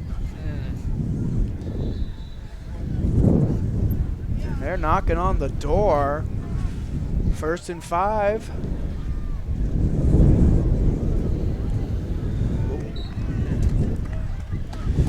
To the outside, Bentley Williams couldn't get much going there. Brings up 2nd down. We got 7 and change to go here in the 3rd quarter. Not a whole lot of action from the Rosemont offense. They couldn't get the kickoff, they lost the kickoff, and immediate first play of the second half fumbled. So Rodriguez has been taking full advantage of this. Rolling out to his right. Cromie, no! No, that was for Trevor Cromie. No. Pound the table. The defensive star having his chance at offense, coming out of the backfield at fullback with the rollout, and just couldn't secure the pass. That's why he's on defense, guys. I gotta say. I was waiting on that play action pass all night out of that goal line set. Finally came. It was wide open. Dylan Burke, quarterback, had a kind of pick your poison moment where he had both Trevor Cromie and Jamar Missouri wide open for touchdowns, but I guess ultimately ended up making the wrong choice as Cromie dropped that one. Yeah, goal line set again, pitch to the left. Cromie lead block. Bentley Williams brings it down, but not before picking up a good chunk of change. 4th and short right here. Colin, what are we thinking? We going for it? You already just used the play action right there. You're kicking into the wind. You're definitely not going to kick it in these conditions. I say in the goal line front, you get Burke and a quarterback sneak right up the middle, just like Philadelphia does. All right, we'll see it.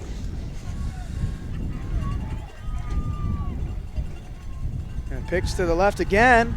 Same play. And he's got to get the first down right there. Oh, are they calling short? Wow. And that's a good stop there by Rosemont defense. Ben, don't break yet again. Don't know if I agree with that. I think Bentley might have got that, but you know what? I'm going to give flowers to the Rosemont defense. Good stop, and that's kind of a big stop if you can convert some points here for them. That is a huge stop there, giving your offense finally a chance to take over. And once again, I mean, the story of the night, if you're the Mustangs offensive unit, I believe they're now 1 for 5 or 1 for 6 in the red zone, just turning their red zone trips into points. As Wolverines take over on downs, and Kenny Hughes brings up, looked like a tackle for a slight loss there, or if not, back to the line of scrimmage. He's jotting off the field. You know, I think the question that none of us have asked tonight is why don't they have or are using a true quarterback, as we talked about. Number one, Kenny Hughes is a wide receiver, free safety. He really doesn't, play quarterback too much. He does have, as we talked about, the 5 completions for 91 yards, but makes you think what's going on with that quarterback room for Rosemont. Handoff up the middle and stuffed at the line. Not a safety, even though he got pushed back. It is at about the 2-yard line there, and Rodriguez being very aggressive. They're anticipating the run almost every play, obviously, because they haven't shown really anything else except pass, like 2 plays, I think. If that. I only really remember the one where it was kind of missed right here at the... Well, because they had the pass interference closest to us right over here, right. And they had a rollout. I don't think he passed, though. No, you're right. There was no attempted pass. It was just the one right in front of us here. That was a pass interference. Yeah, I mean, to your point, Colin, they're really trying to stop that run. Like I said, that last play, I counted 8 Mustangs in the box just up towards the line of scrimmage, ready to come up and make a tackle. 3rd and 10 here. He dropped back to pass, lefty quarterback, and sails it to the sideline. And that's going to bring up 4th down. That is a 3 and out again that Mustang defense has forced by the Rosemont offense. Yeah, they couldn't come up with their opportunity here, and, that might bite them. That might come back to bite them. We'll see. And that's going to bring up potentially the 4th punt tonight by Rosemont. 0 punts for Rodriguez going into this, but they have been stopped in the red zone and goal line.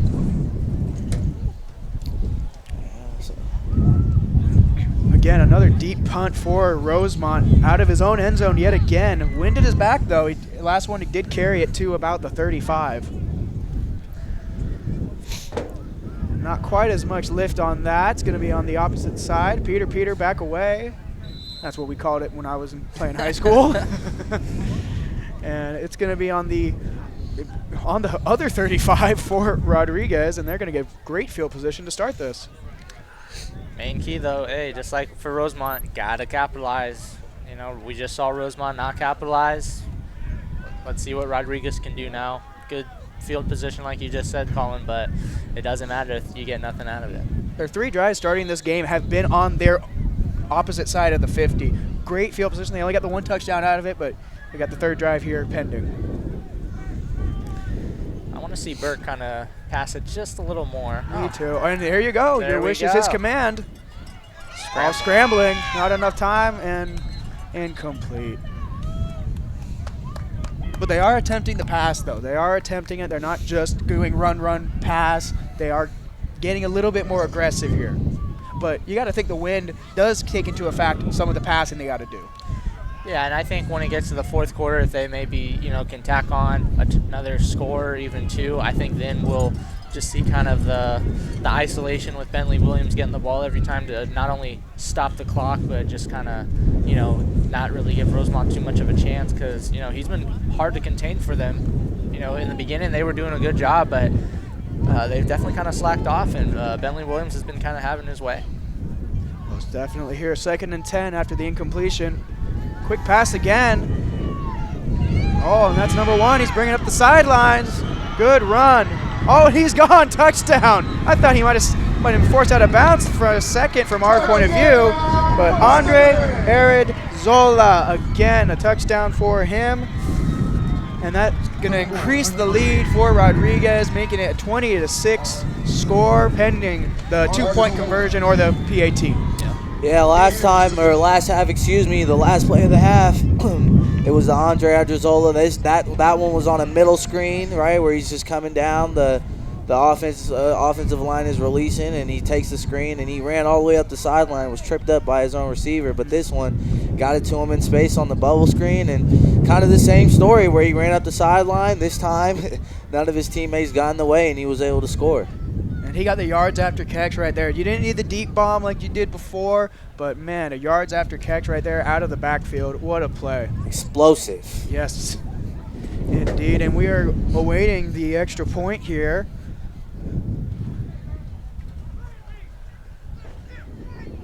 It's like Rosemont had not too many men on the field quite yet. Making some substitutions. As we see, this confetti is flying across the field. Winds are picking up. Missed the first extra point. And again, it is blocked. And that is a dead ball because it is an extra point in high school. That's 3 kicks tonight that Rodriguez has missed. They missed the first extra point. They missed the field goal that was blocked just like that one. And right there, another block kick. Yeah, I mean, Rosemont's, they're not giving up. I mean, they still have time. I mean, we still have another quarter. We have just under 5 minutes to go in the 3rd. I mean, hey, anything's possible. Don't put your heads down just yet. Even if Rodriguez puts another score on the board, I still don't think they lower their heads. I still think you keep them up high until literally the clock hits 0. I mean, there's always a chance, I feel like. Always up till the final whistle. You got to play your heart out. As we are awaiting the kickoff here from Rodriguez, it is a 20-6 game with 4:43 in the third. Yeah, and a few plays ago, we were talking about the wind playing a factor for the kicking. We almost had a little camera malfunction over here at the broadcast desk, as one of the cameras was starting to kind of fly away there. Thank you, Jaden and Richard, for saving that camera's life. And did we have another penalty? Because they are backing up the kickoff here. We sure did. That's 11 for Rodriguez. I mean, I know there's a shortage in referees, but man, they didn't have to go and find 5 dudes off the street and tell them to put on crew shirts. I mean, Jesus. Miles, thank you for that insightful input. As we await the kickoff from the 35 here. 25, correction, my mistake. So it must have been an unsportsmanlike because it was a 15-yard penalty.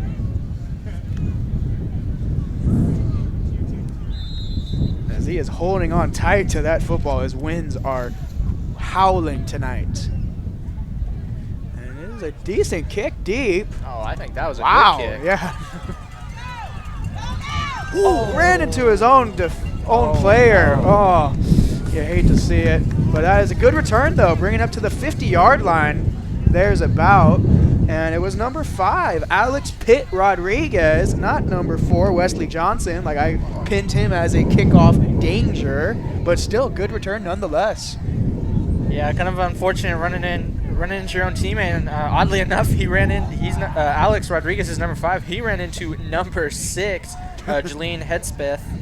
So definitely probably want that one back, but nonetheless, you guys, they have decent field position.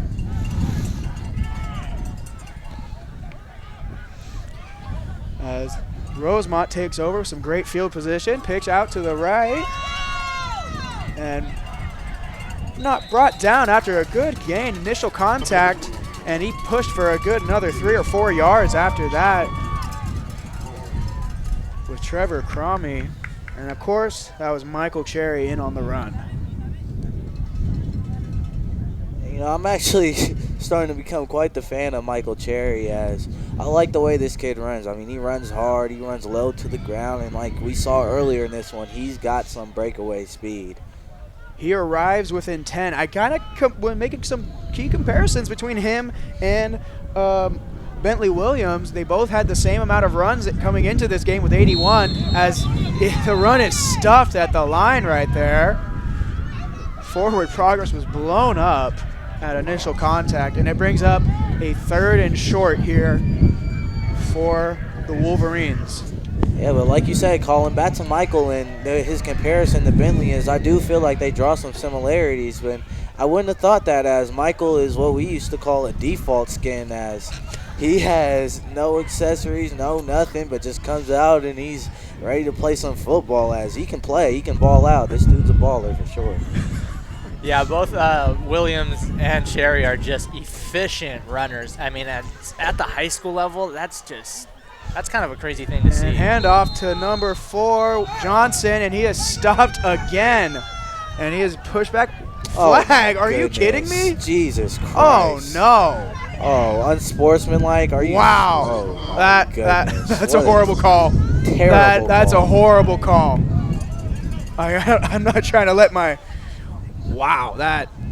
I mean, Jesus. And that gives him a first down? Wow. Another call like that, boys, I might just have to take off my headset. I wouldn't blame you, I Miles. mean, this is getting hard to watch. That was a good defensive stop. He pushed him in the backfield for who knows how many yards, and then walks off. Yeah, didn't throw him down, didn't even might have said look something at him. we don't didn't know. Look at him or anything like that. Just nothing of that we could see from here that looked like he was in his face or anything. That is a bad call. And as a defensive player, you should be able to be excited when you make a play like make a big stop like that. That's a horrible call. I am in. And that brings first down with you, Colin.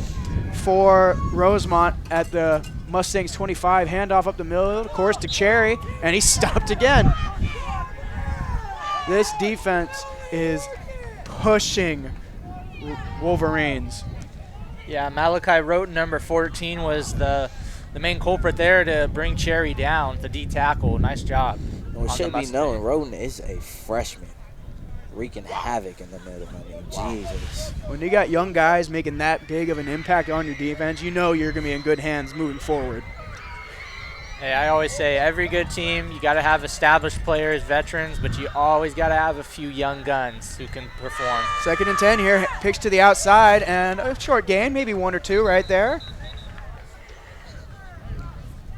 Another great job right there from Jamar, as he's what I like to call a ball player. I mean, this kid could just play football. Whether you put him on offense, defense, special teams, I mean, he's going to get the job done.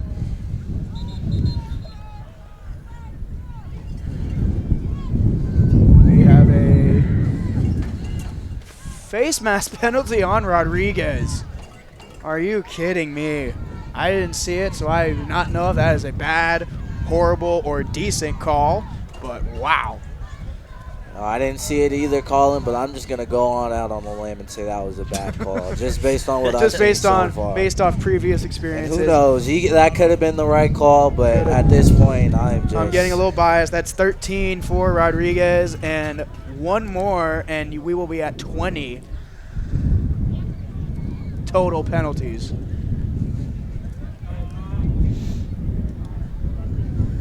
Just under 2 minutes left in the third, too. Let's see.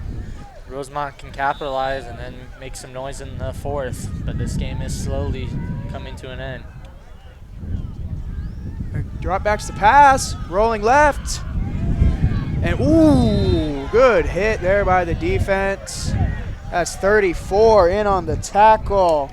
Emil Peters,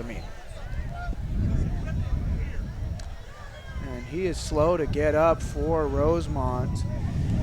Yeah, that's Kenny Hughes, and man, that's kind of been the facilitator for your run-first offense. I mean, you don't want to lose a guy like that, even though he's just kind of out there handing off the ball. I mean, you don't want to lose. If you don't have a quarterback like that, you don't want to lose the guy that's kind of running your show.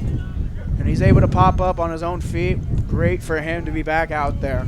Yeah, I've taken a few hits like that. I think he might have just got the wind knocked out of him there, as that was a big hit, but I think he'll be all right moving forward in this one. Most definitely. He's looking fine. As it brings up 3rd down because of the penalty. Brings it to 3rd and about 7. All options are open here, and you're close to the end zone. This is definitely 4-down territory if you want to stay in this game with a 20-6 lead for Rodriguez with 1:50 to go in the 3rd quarter. Hughes under center. Handoff up the middle, of course. Who else? Cherry. It's about a 1-yard gain, more or less. And it's going to be 4th down. And you got to think this is 4-down territory here for this Wolverine offense. They haven't really been able to move the ball in this one, if I'm being honest. No, the exception of just that one big play. I mean, this is, I believe, the first or second time they've really just gotten deep into Mustang territory. Most definitely. And it was great field position there, starting at the 50-yard line after that kickoff.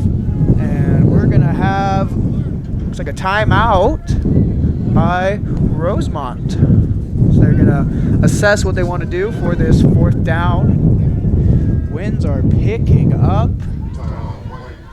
And it's getting chilly. I think it's been like this since even a little before the start of the game. We were getting ready, setting up, kind of watching the JV game as we waited for this one, and it started picking up, and we kind of thought, they'll calm down a little bit by the time nightfall happens, but I think they've gotten a little stronger and louder, these winds. And Miles, fourth and medium, what would you be going with here? You're about 20 yards away from the end zone. You're down 2 scores, trying to get some momentum back to start the 4th quarter with a minute left in the 3rd. What would you go? Yeah, well, given that what I would go with probably isn't in the Rosemont playbook, I'd say for them, though, I'd expect them to come up in this veer offense. I'd say run through that B gap right in between, just run right in between your right guard and your right tackle right there. Just try to get maybe a little power play, a pull action from that left guard right there, and maybe try to clear out that outside linebacker, as it's worked once, so I think it's time to go back to it and see if it pops. Hughes in the shotgun, goes back to pass, quick pass, and through his hands Jaden Reed right in his hands. Would have been enough for the first down, but nonetheless it is incomplete, and it is a turnover on downs for Rosemont, and Rodriguez takes over. Yeah, I mean, a good pass, good concept right there by Rosemont, but, I mean, I can't really blame the receiver there, as that's the first route he's probably ran all game, and it comes in the third quarter with 1 minute and 8 seconds left. So it's a tough ask when you're asking your receiver who's been blocking all game to go out, run this route, and catch this crucial fourth down pass. It is. As Rodriguez comes up to start this drive, about 21-yard line in their own territory. Pitch to Williams. He gets a cut. He's got some good room to run, and it's going to be close to a first down. And that is just, to me, the line getting out there, getting push, and movement. They're not just staying there, getting position on these guys. They're moving up the field. And that was a first down. So 1st and 10 here from the 32. Williams shotgun. Play action pass. Quick out to number 4, the Williams brothers, and he gets a first down, being a little shifty right there. Breaks the first tackle, and it's about an 11-yard gain. Yeah, Jermaine Missouri on the catch there. Going back to Bentley Williams for a second on that last run play, one thing I really like about him is he's not afraid to take a few guys with him and run over people, but he's got good ball security. Like, we haven't seen this guy, like, fumble it around or anything like that. He's been holding on to that ball tight, and even though 4 guys are tackling him, you know, he's been holding on to the ball, especially with the wins for this game. I mean, I got to give it to him. He's just, overall, he's got an incredible skill set. And you were talking about ball security. Great to see your younger players like that. He's the sophomore. He's the youngest of the Missouri brothers to have this great game knowledge and, like, know the scenario of the game. You don't want to be too greedy trying to get the extra yard because they can easily punch that ball out. And he wasn't. He was being smart, got the yards that he could, and, you know, got the first down that he needed. Yeah, you also got great ball security, Bentley Williams. Yeah. I mean, he's a guy that holds on to the ball, which is important if you're a running back. And to be honest with you guys, I credit myself for a little bit of that. As my senior year, Bentley's sophomore year, he fumbled one, yelled at him, and I haven't seen him fumble one since. So hey, you know what? It only takes one time to flip the switch, and I think pass, he flipped it for him, Miles. The same swing route we saw from the first touchdown earlier in this half. And he's down the sideline again. Another touchdown with the swing pass. And we got a flag. I see a flag at about the 50. That was a late flag. He was at the 5-yard line, about to walk into the end zone as the flag was thrown. Yeah, Higbaum. Oh, come on. Yeah, that was number 3, Heidenbaum, and yeah, you know what? It's coming back. I know exactly what happened on that play. As the referee saw that the play, everyone else was downfield. We were all looking downfield at the runner who was about to score, and he got a little bit jealous. Wanted us all to look back at him, so he threw a flag. That's exactly what happened on that play. That's not where I expected that to go, but I'm glad it went that direction. I mean, Jesus. I mean, to your point, Colin, high ball was at the 5-yard line, and he called a flag for the holding. There's no need for the other side of the field. The penalty doesn't, even if there was an actual penalty, wow. That's bad on the Mustangs if there was the actual penalty. We didn't see it, but nobody saw it. Yeah. Except him, I guess. Except because he's paying attention. Good on him. And that is 14 for Rodriguez. That brings it to 20 total, 6 only on Rosemont. And one more, and Miles, you will get the over. I was definitely thinking the over. I just took the under to make it a little bit interesting. But that'll even up our season bets at 2-2 if this goes. And I might need to make another bet to get me ahead as this game goes on. We just started the 4th quarter, and the field should be flipped. Rodriguez should be going to the other end zone, and they are coming off the field as the refs, they're counting up all their penalties. It's such a shame when you see all the penalties accumulate and just build up and kind of take away from this game. Even though Rodriguez is winning, that's great, but it just takes away from, like, the excitement of the game. Yeah, and then too, I mean, it would be one thing if this was just a genuinely a sloppy game played by both teams, but to be honest, just watching, I don't get that feel from either side. I don't feel like they've been like terribly sloppy or uncoached even at that. I mean, no, definitely. These are just really nitpicky and unwarranted penalties like this one. Like on that last one, that's just unwarranted flag, an inadvertent flag that shouldn't have been thrown. Yeah. Blake, anything to add? I was just going to say before, one of the referees keeps looking down at his phone or his watch, potentially seeing what's open after this. They've been having a lot of discussions. I'm sure some of it's been obviously about this football game and all the penalties, but that other option, I mean, it's got to be, hey, what's going on? What's the move after this game? You know, it's going to be late. What's open to eat? I'm sure some people haven't eaten dinner yet. I'm thinking that, so maybe that's what the refs are talking about. But they're definitely discussing how many more flags they're about to throw. I mean, I think they might all be in competition as to who's going to throw the most flags. They got some bets going. Yeah, that's their bet. Who's going to throw the most flags? I mean, man. Well, we do appreciate refs coming out with the ref shortage. It is just, we don't want to see too much of them as the Mustangs take over on a 1st and 11. Pitch to Williams, and he is tackled in the backfield. I think that's the first big tackle for loss we've seen today by Rosemont, getting the push in the backfield. Yeah. I was just getting ready to say, I think that's probably the first play, if I'm not mistaken, that where Bentley Williams has lost yards on a play. Even kind of going back to the previous game, I don't recall him getting tackled for a loss of yards at all. So, I mean, what a little streak he had going there if it lives up to it. And one thing with that, only one man took him down. We don't see that too often. It's normally 2-3 guys having to gang tackle on him. And no, that was first contact taken down as Burke in the shotgun drops back to pass, quick pass, screen pass looks, and he's got some room to roam. Good stiff arm down the sideline. He is gone. See you later. Where's the flag? No, we're safe. I don't see a flag. I don't believe it, Colin. Oh, my goodness. And he's running up the field, just trying to get away from the flags. He is running away, trying to get away from the flags. And that was a great screen pass again for Rodriguez. And that time it was Jeffrey Missouri, the oldest brother. And he's going to tack on another touchdown for this season for him. And these Missouri brothers have their fingerprints all over this game. Yeah. And special shout out to the unsung hero in this one is the Missouri brothers' mother, as she had to push out all 3 of these huge and athletic human beings. So special shout out to her for getting the job done and allowing us all to witness their dominance and their growth over the past 3 years for me. As that shout out to Mama Missouri goes out, we are awaiting the PAT here. Haven't made a PAT yet today, and that time, and he gets it through. It is good by the Mustangs. He got just enough under it. I thought it could have been blocked there, but nonetheless, enough to get it through, and it's 27-6. What a second half adjustment by Rodriguez here. Yeah, I mean, they've just been kind of outplaying their opponent now in Rosemont, and one more score, and we're going to have a running clock to kind of speed up the end of this game. But for Rosemont, it's now or never. 11:06 left in the 4th.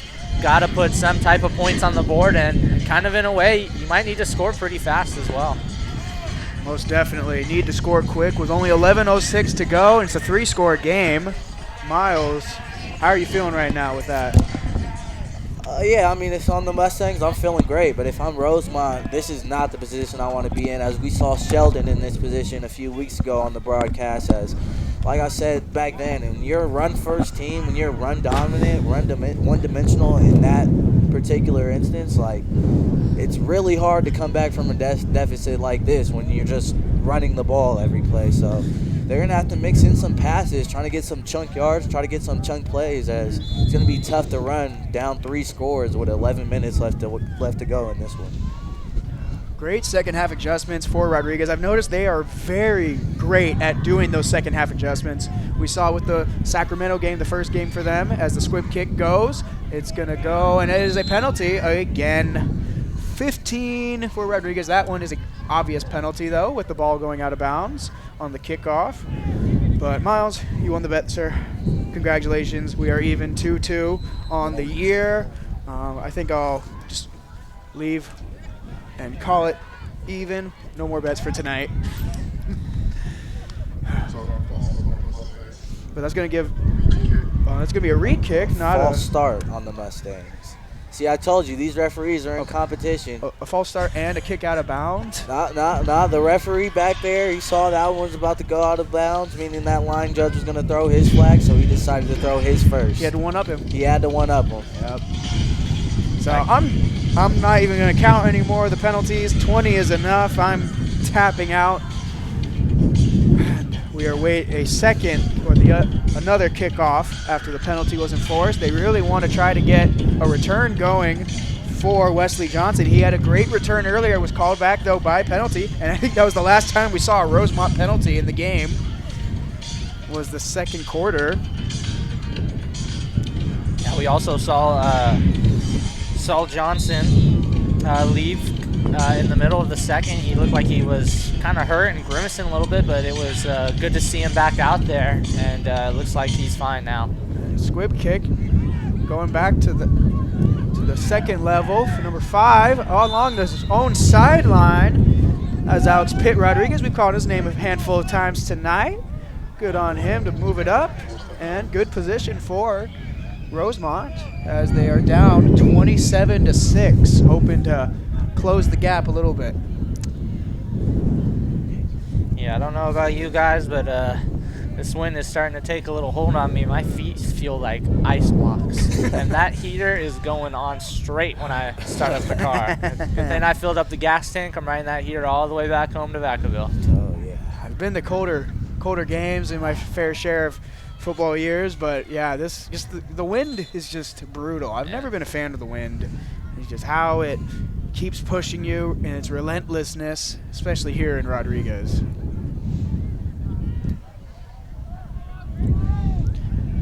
And Kenny Hughes in the shotgun here, probably indicating a pass, and yes it is, the lefty quarterback going deep and throwing it the back. Underthrew his receiver, but Zach Carvalho, number 13, was with him stride for stride. He was right in his face. Yeah, that was actually a really nice throw and spiral by Hughes, just a little short and didn't make it to his target, but, you know, wish we could have seen that maybe a little earlier in the game, and maybe, you know, we could have seen a little more, some more connections with the wide receivers, but, you know, for Rosemont going into their next game, whether they win or lose this one, you gotta, you know, like what Miles said, you can't be one-dimensional. They're a run-heavy team, and they have a multitude of guys who have rushed for over 200 yards, but you gotta add that pass attack in there. As Rosemont hands up the middle to Alex Rodriguez again. It is a good pickup, about three on the play, and it's gonna bring up 3rd and 7 with 10:42 and clock running to go, and a flag. Oh my goodness. Surprise, surprise. No, that is ridiculous. All due respect to the referee shortage and these referees, that is ridiculous. We do appreciate you coming out and doing your thing, but I really do hope these gentlemen get the day off tomorrow for the games. I mean, no, that is ridiculous. I don't even know what was happening. Maybe some jawing to the ref as number 34, Emil McPeters, goes out, but come on. And there's some jawing going on from the Rodriguez sideline as the coaches are pleading to the refs, like, hey, like, what is going on? What are you guys doing? Let him play, ref. Just let him play. Yeah, Miles King has stepped onto the field. We don't even really see him do that, so you know he's heated and he's wondering what is going on here. Yeah, he is hot.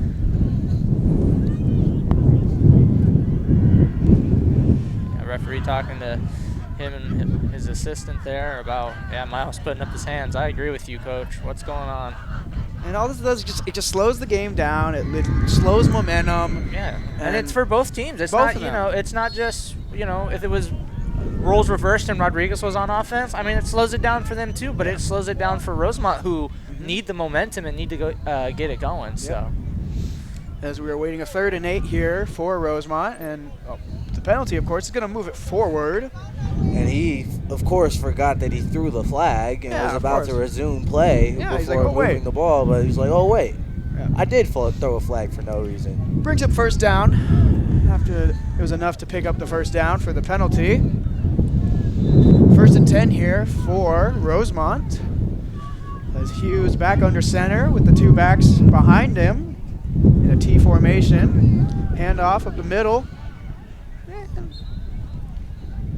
Modest gain of about 3. And Cherry again.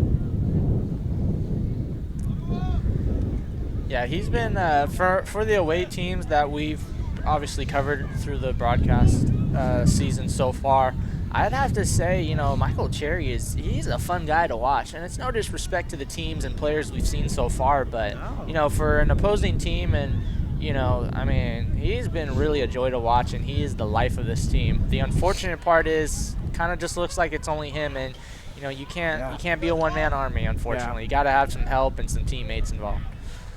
As again, a handoff, but not to Cherry. That's up the middle to number 4. Wesley Johnson. We've called his name a handful of times tonight. And it brings up 3rd and medium. About a 3rd and 7 to go here on the opposite side of the 50 at around the 40-yard line, 45-yard line. Yeah, that was actually Rodriguez kind of running the offense there for a second. We didn't see Kenny Hughes in there. So that's kind of interesting, little different look as Rodriguez is actually back there, and Kenny Hughes, I believe, is on the sideline somewhere. Hopefully it's not injury related. And that's Rodriguez in there under the quarterback taking the snap, and Cherry is just swallowed up in the backfield by big man 59, Kashawn Gresham, that big defensive lineman. Brings up. Should be 4th down. Yep, 4th down. Gotta go for it. You gotta go for it. Yeah, with a 3-score game, you gotta go for it. This might be the game. As I was just getting ready to say, respectfully, if Rosemont can't come up with anything here, I mean, you can still get the first. Let's be real, but you know, you're obviously looking to score on this drive. But if they can't come up with anything here, I do think this game will be over, and Rodriguez will be taking the W here. But still plenty of time left. As they line up in the T with Rodriguez under center, handoff to Cherry yet again. Ooh, and he was blown up. And who was it? That was Isaiah Anglu, number 10 of the defense. Turnover on downs, and Rodriguez will take over with 8:10 to go with a 27-6 lead. Great defensive read there by Anglu. Yeah, read it like a book and came up big when they needed it. Now this is you know what? Rodriguez now just has to play it smart, and they can cruise to a victory here. But it's all about playing it smart and using the clock to their advantage. Yes, they can cruise to a victory, hopefully. Heading into the bye week, no better feeling. And as they prepare for their first league matchup of the season against Vacaville in the coming weeks. Pitch to Williams. Oh, he dropped the ball. Scary play. Looks like he got it back. Dove just right back on it. And again, that's a loss right there for Williams. But Mustangs hold on to the ball still. Yeah, gave Bentley that good old announcer's jinx, as I was just talking about earlier about his ball security. It's like I'm going to have to go down on the field and yell at him again. And drop that one. You know, I feel like in some way he would appreciate that, though. But it's tough love. Nonetheless. Going back to that Vacaville-Rodriguez, that anticipated matchup, I'm not going to be there, unfortunately, but nearly picked there. Man, nope, that hit the ground. Yeah. Yep. But dangerous pass there by Burke. Yeah, I won't be at that game, but Colin, you'll be running the show from sir. Start to finish. There's a new sheriff in town, Blake. Yes, there is. Miles is going to be joining you, potentially Drew Kirby, who isn't here tonight, but hopefully he gets some time in the booth. That's that's one guy in particular in this program where he's got some definite potential. He's got some great football knowledge, man. I really like what he brings to us. Just in general, he's got some potential, and I hope he gets a chance to show it. Burke back to pass again to Williams' brother. Breaks a tackle, and he's got some speed. Missouri! Oh, good tackle there. Great defensive tackle. Wow. Oh, great effort there by Aiden Wallers. What a strip tackle that was. The ball went out of bounds. The ball is dead. It remains Rodriguez ball, but wow, that's a great effort right there. Oh, someone's down, though, for Rodriguez, and they're calling someone over.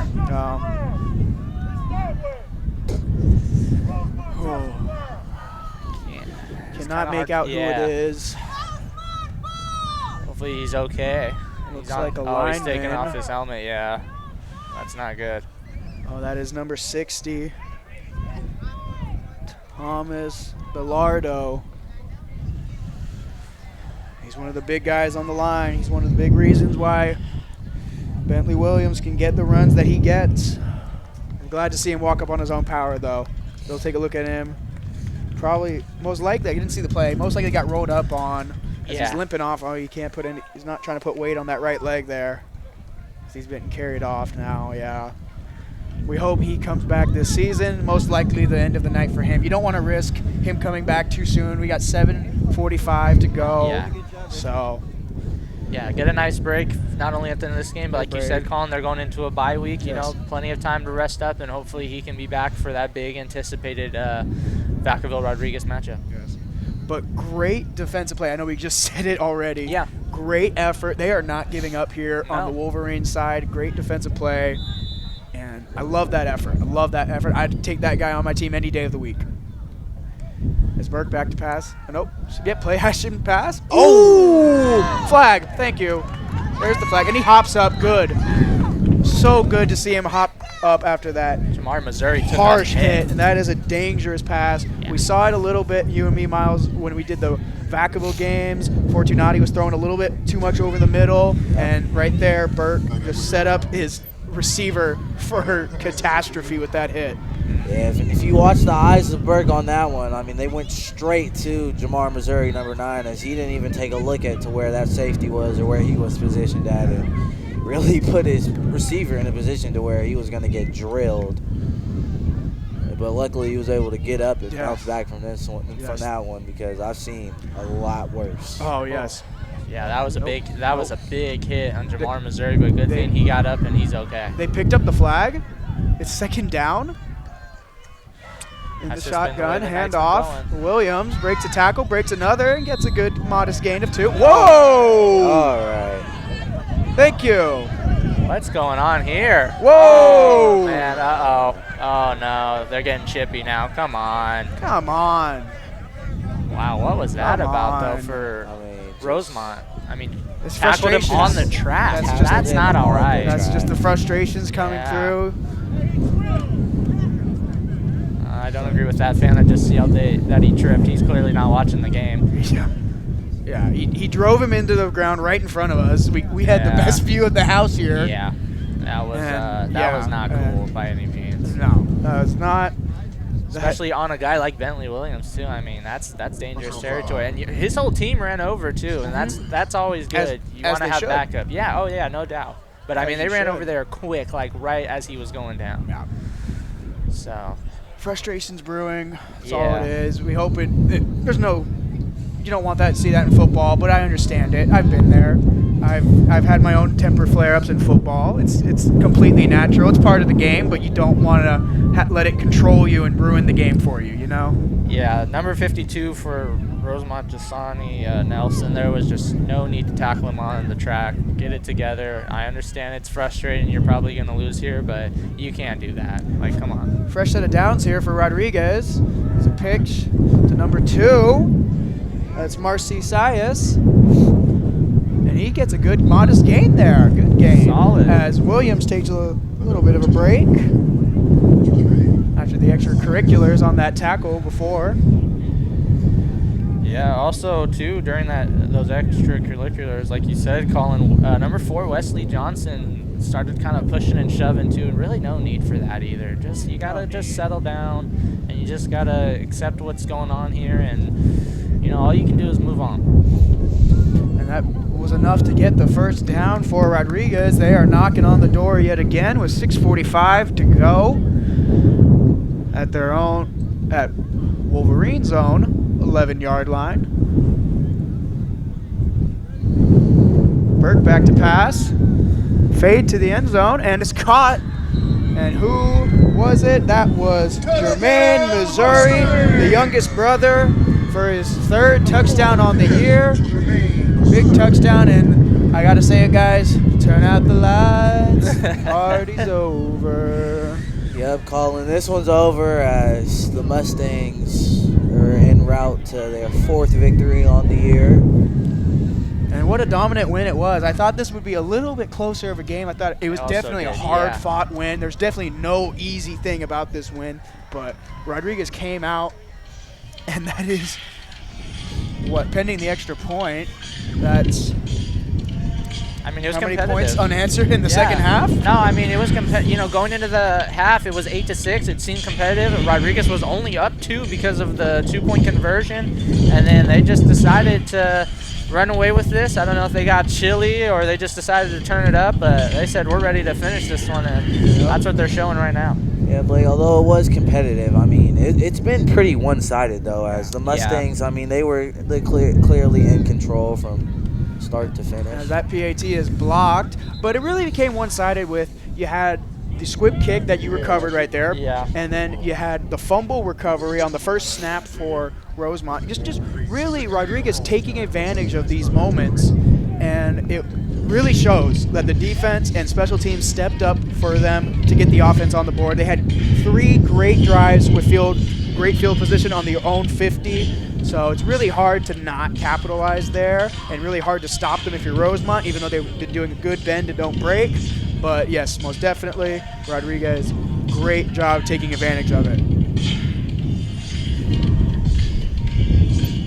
All right, so now that this one is out of reach for Rosemont, hopefully the referees can just keep their flags in their pockets and just kind of let this one ride out, as I just don't want to see any more yellow flags. Just keep those flags holstered unless there's absolutely a necessary reason to call them. As we are awaiting the extra point here, kickoff here, my mistake. Yeah, I will say, I feel like with so many penalties, I think this game might have been done already, as we've almost reached, it's about to be 10 o'clock here, so kind of surprising. Oh, right off the face mask. Bad bounce and recovered by, I've been there. I've been there. Number 12, Alex Sisco. I've been there, brother. I've been there. I've had that happen. It's so hard to anticipate that when the ball's coming so fast. And the football's so weird. It bounces so many different ways. Yeah. Oh, I've been there, brother. I'm not. That's nowhere near his fault. That's just a good kick. And a lucky bounce for Rodriguez right there. His only chance on that one was to get out the way. Yeah. I mean, he had no shot at fielding that. And Colin, I know you said you've been there. I haven't, though, because you wouldn't catch me on special teams. You were a quarterback. I was the Iron Man. My teams were a little smaller roster. Had to be a little bit of everywhere. I was one of the up men on the hands team for kickoff.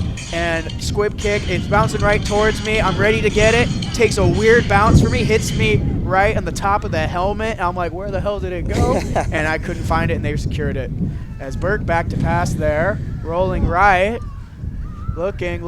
There's the pass, and it's picked off. Almost picked. Kind of surprised by the pass play there. I would think you just kind of hand it off to Bentley Williams or one of your backups and running backs, and kind of just let the time kind of tick down. But that's what I thought too. But nonetheless, I love it. This is exactly how I play Madden. No matter what no matter what the score is, I'm gonna keep airing that thing out. Yeah. Keep trying to put points on the board. The aggressiveness if I'm not of the quarterbacks we see here with Miles Meadows in the booth. I might go home and play some Madden. That sounds fun. As we got 17 in motion. Samuel Hall. Burke in the shotgun. 6:19 left to go in this one. And off to Williams up the middle. A good gain right there for about 7. And number 70 there was leading him the whole way. Radzuski. One of the linemen you were talking about, Miles. Tell you what, if the Mustangs want to pick up this first down through the air, all they got to do is run a curl or a stop route on the outside. As if you look at the Wolverine corners, they're lined up past the first down markers. Yeah, they are showing cushion on the receivers out, and it's a pitch to the running back. And he can't go down on first contact. He's not going to go down. He's pushing the pile, and the pile's still moving. as the refs finally blow it dead, and it looks close to the first down, but maybe not quite. And that was 23, Mac Rapola, the senior running back. And that is a first down for Rodriguez with 5:16 and change to go as the clock continues to wind as a 33-6 lead for Rodriguez. Yeah, we haven't seen too much of Lucas Rapola throughout the year, but I really do like the way he runs. As he runs hard and he runs downhill, so I like when he's lined up back there for the Mustangs.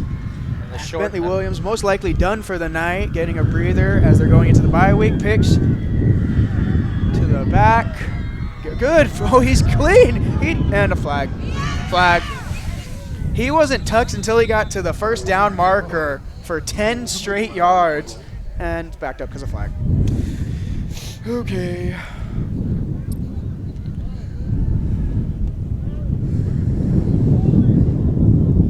Enough said, fellas. That's all we got to say about the flags. Yeah, I'm just kind of over it at this point. I'm not going to waste my breath, and I'm just going to wait until they start the next play. But still, with all these flags, with about 16 or 17 flags on the Mustangs, they still have been able to overcome it and have a commanding lead in this game. But again, maybe specific to this referee group, but you still want to address it going into the bye week. You don't want to be risking with all these penalties coming into a league matchup with Vacaville, who is a powerhouse. Yeah, you took the words right out of my mouth. Colin, Vacaville is defined, as you said, a powerhouse. No other way to define it. They just, both offense and defense, they operate. Burke to the pass, quick pass, and it's incomplete as the first and long. Now it becomes second and long. Yeah, the Mustangs, I mean, they very well might have over 200 yards in penalties. Oh, man, that's not good. Yeah, I wouldn't doubt it. That's insane. I honestly wouldn't doubt it. I know there's been two 50-plus yarders that have been called back that I can remember off the top of my head. So if you add all those up, they could easily have over 200 yards in penalties. It would definitely be a running clock game if those penalties were not called on about two of their touchdowns. Yeah. Oh, yeah, probably more than that. Yeah. I count 3. Burke back to pass yet again. Looks over the middle, and that's number 2. Running through the sidelines, and he hits his own man. A mouthpiece went flying. No. He's got his own man out. Oh, no. That's hit his own guy. That is Alex Ross down after the hit. He was trying to give a block. Oh, you don't want that. You don't want to be the man who hits your own player. And then the referee just threw his flag on. I mean, it's still helmet to helmet. I don't know how the you can't call it flag helmet to helmet on your own guy. I know. Signs was there. He ran into his own teammate there. I believe that's number 19. Yeah, Alex Ross. Alex Ross, yeah. And as he's able to get up. That mouthpiece went flying, though. Quick. Yeah, mouthpiece was flying. He's probably concussed. Yeah, he's got to go out. You got to take him out with concussion. He's wobbling. Yeah. Honestly, he shouldn't be standing up if you're asking me.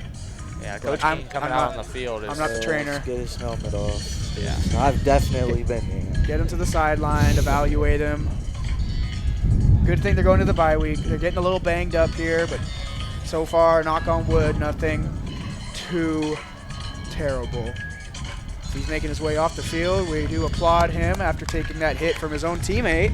Yeah. That was Marcy Sias on the great catch and run. And I like the physicality of giving the hit instead of receiving it when you're on offense, but just wrong place, wrong time for Alex Ross. Yeah, I knew something was up right away. I saw Ross's mouth guard go a few yards, and I just thought to myself, oh, man, that's not good at all. And I felt that hit. That was a hard hit. We could hear it. I mean, we were close, but we could hear it. I mean, with all the sound, the wind and stuff coming through our headsets, I mean, if you're able to hear a hit like that, that was a hard hit. Yes, so we do hope he is okay, and I'm sure Signs is going to go comfort him, and he's probably beating himself up a little bit, but those things unfortunately happen. It's hard not to beat yourself up on that. You never want to be the reason your teammates go out. Yeah, of course. But we're wishing him the best. Yeah. And he'll be back for the Vacaville matchup. Man, you know, one matchup, I'm not going to be there again as I am, but man, Dylan Fortunati Brody Fortunati and Dylan Burke, that's a QB matchup, and that has the potential to be a sling fest, and I hope for your guys' sake that it is. That is going to be a good matchup. That is one I'm excited for. Yeah.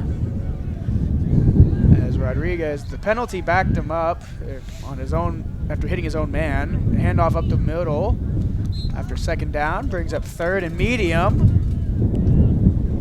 As that was Keelan Highball on the run. As the clock continues to wind with 3:50 to go. Yep, third and 9 here for Rodriguez as they're in a huddle right now, talking about what they want to do. A first down here definitely seals the game for them. Trips to the right with back to his left. As Burke, quick pass to the right. That's number 4 again, and he is gone. That is another Missouri brother. They've owned the night. Jermaine, Missouri, man. The Missouri brothers have owned tonight, and I had it in my notes. We needed them to step up and make the plays, and they definitely have done that. They've been in on about 4 of their touchdowns tonight, at least. Oh. And wow. And it's just been like, that's 3 touchdowns there with the short, quick quick bubble pass to the receiver and just take it up the sideline and run. Yeah, I mean, that's just kind of been their go-to, and you know what? It's been working, whether it's been Missouri or somebody, a Missouri brother, or somebody else. I mean, it's been working. And again, we talked about it earlier, and we did some shout-outs. I like to give my shout-out to Mama Missouri. She's raised some good football players, some good young men, and man, they've got some bright futures as everything can go their way and goes right for them. So good job to Mom, and of course, Dad, you're getting your flowers too. Good job raising some good football players. The Missouri parents, those touchdowns go out to you as that kick is again blocked. Tough night for the kicking unit of Rodriguez, but nonetheless, it is a 39-6 lead. That should be running clock with 3:18 to go. And we will be out of here shortly, ladies and gentlemen.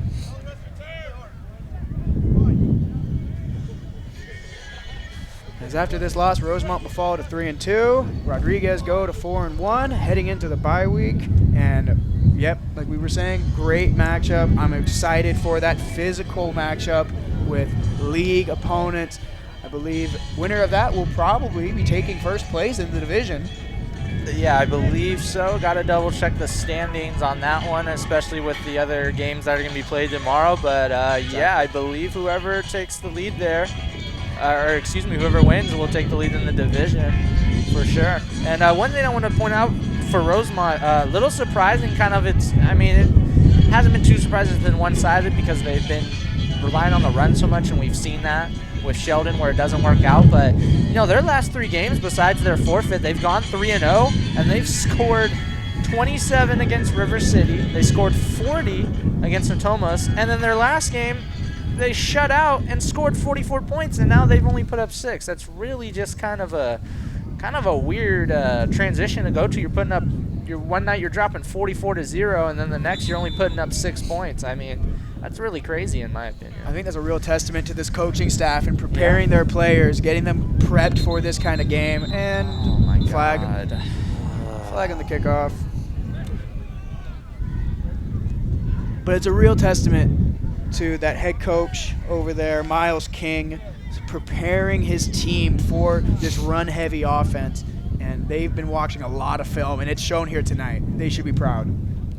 Yeah, and I want to give a quick shout-out on that last little instant there. Alex Rodriguez heard the whistle blow, and he got fed up with the ref and kind of threw the ball away from him, saying, "Let's go, let's finish this up," as the ref kind of mouthed back to him a little bit. You know, that's got to tell you something. The opposing team who's losing is saying, like, come on, this is getting a little ridiculous. Let us get out of here, bro. I mean, at this point, I need to see some credentials. These refs need to go back to referee school, wherever they came from. I mean,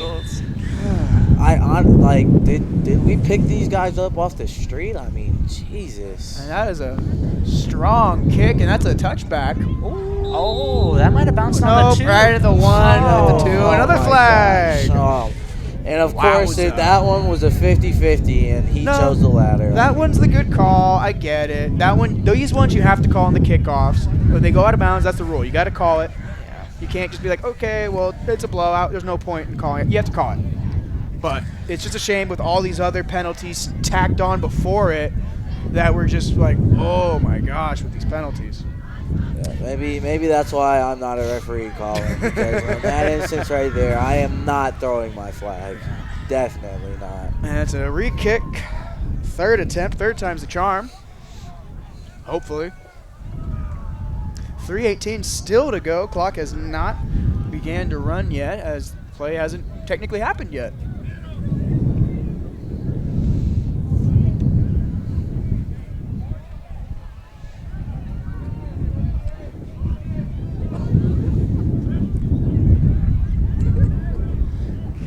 Showing a little love to the production crew here for Solano Community College Sports Network. We have a great crew out here tonight, enduring the cold with us.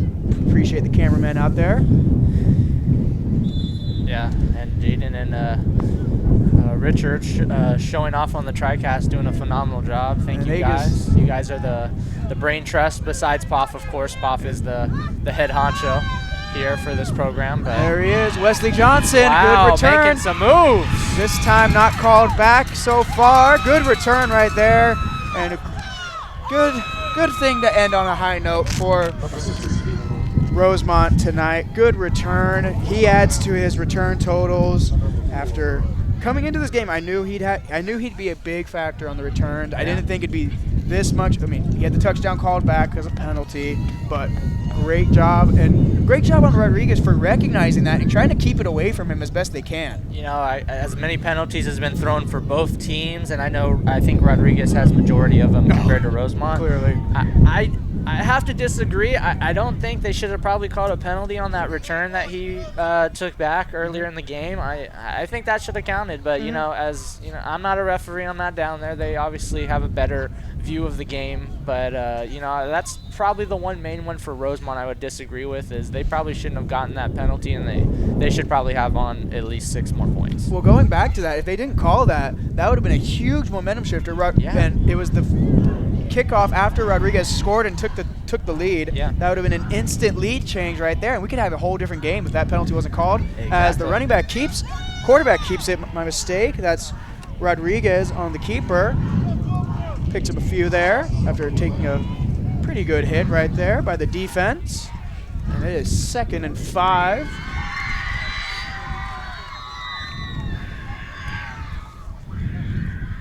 As clock continues to run, 2:43 to go and running as Rosemont's knocking on the door, hoping to close the gap a little bit. Going back to your point, Colin, about Wesley Johnson, him and Michael Cherry have been the few bright spots from this Wolverine team, as they've had a pretty solid game in this one. Yes, very much. And handoff up the middle. Wesley Johnson, and just stopped instantly in the backfield.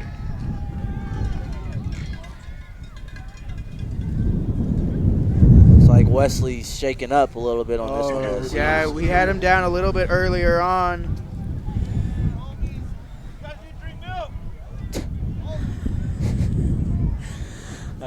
I gotta relay what that fan just said to us behind us. He said he told Rosemont to drink milk. It is their section, of course. It's not Rodriguez's, but that's actually pretty funny. I've never heard someone say that at a football game, so I just had to point that out just for some extra content. We do hope Wesley Johnson is, of course, okay. Hoping he can move on with the season, as he is one of their best players, most athletic players for sure, and he is not moving very much. His legs are just barely moving there. God, not at the end of the game, too. That's just not good. Coming out as precaution, it seems. Oh, no. Coach is talking to him in his helmet. Yeah, that's not good.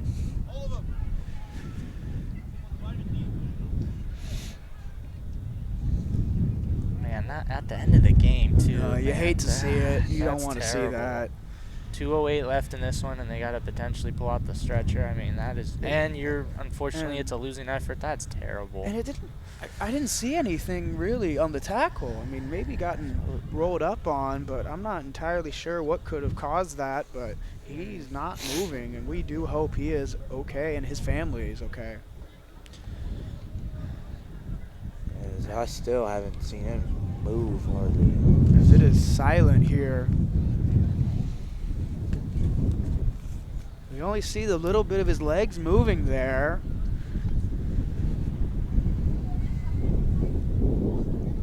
Coach is discussing.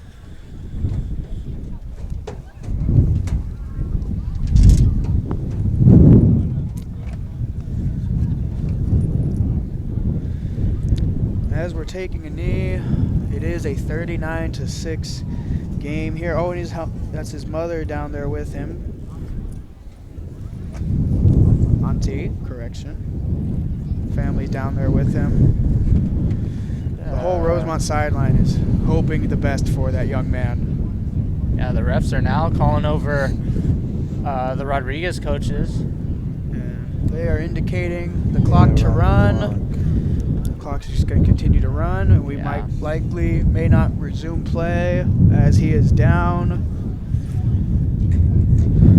And yes, it is a win, no doubt, for Rodriguez, but that's just not the way you want to go out. You don't want to risk the safety of a player like that, but the refs are recognizing that and making a good call to just end it. Yeah. And it wasn't really that dirty of a game, like a few pushing and shoving, no malicious hits or terrible injuries. Guys hit here and there, but it's football. But that must be a very bad injury if he is still yet to move after being down for almost 3 minutes now. It feels like, maybe more. And we'll be right back with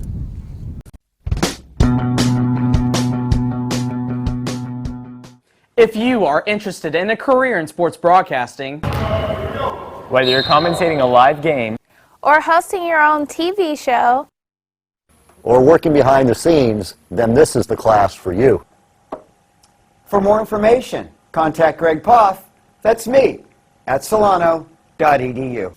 We hope to see you here next semester, and remember, It's more than just sports, it's an education.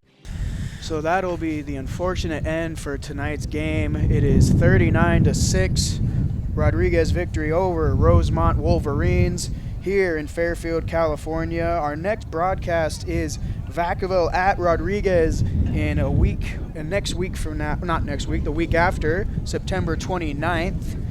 I've been Colin Szymanski. With me tonight was Blake Molina and Miles Meadows. Thank you for watching high school football on Thursday night here on the Solano College Sports Network. We will see you next time. Good close.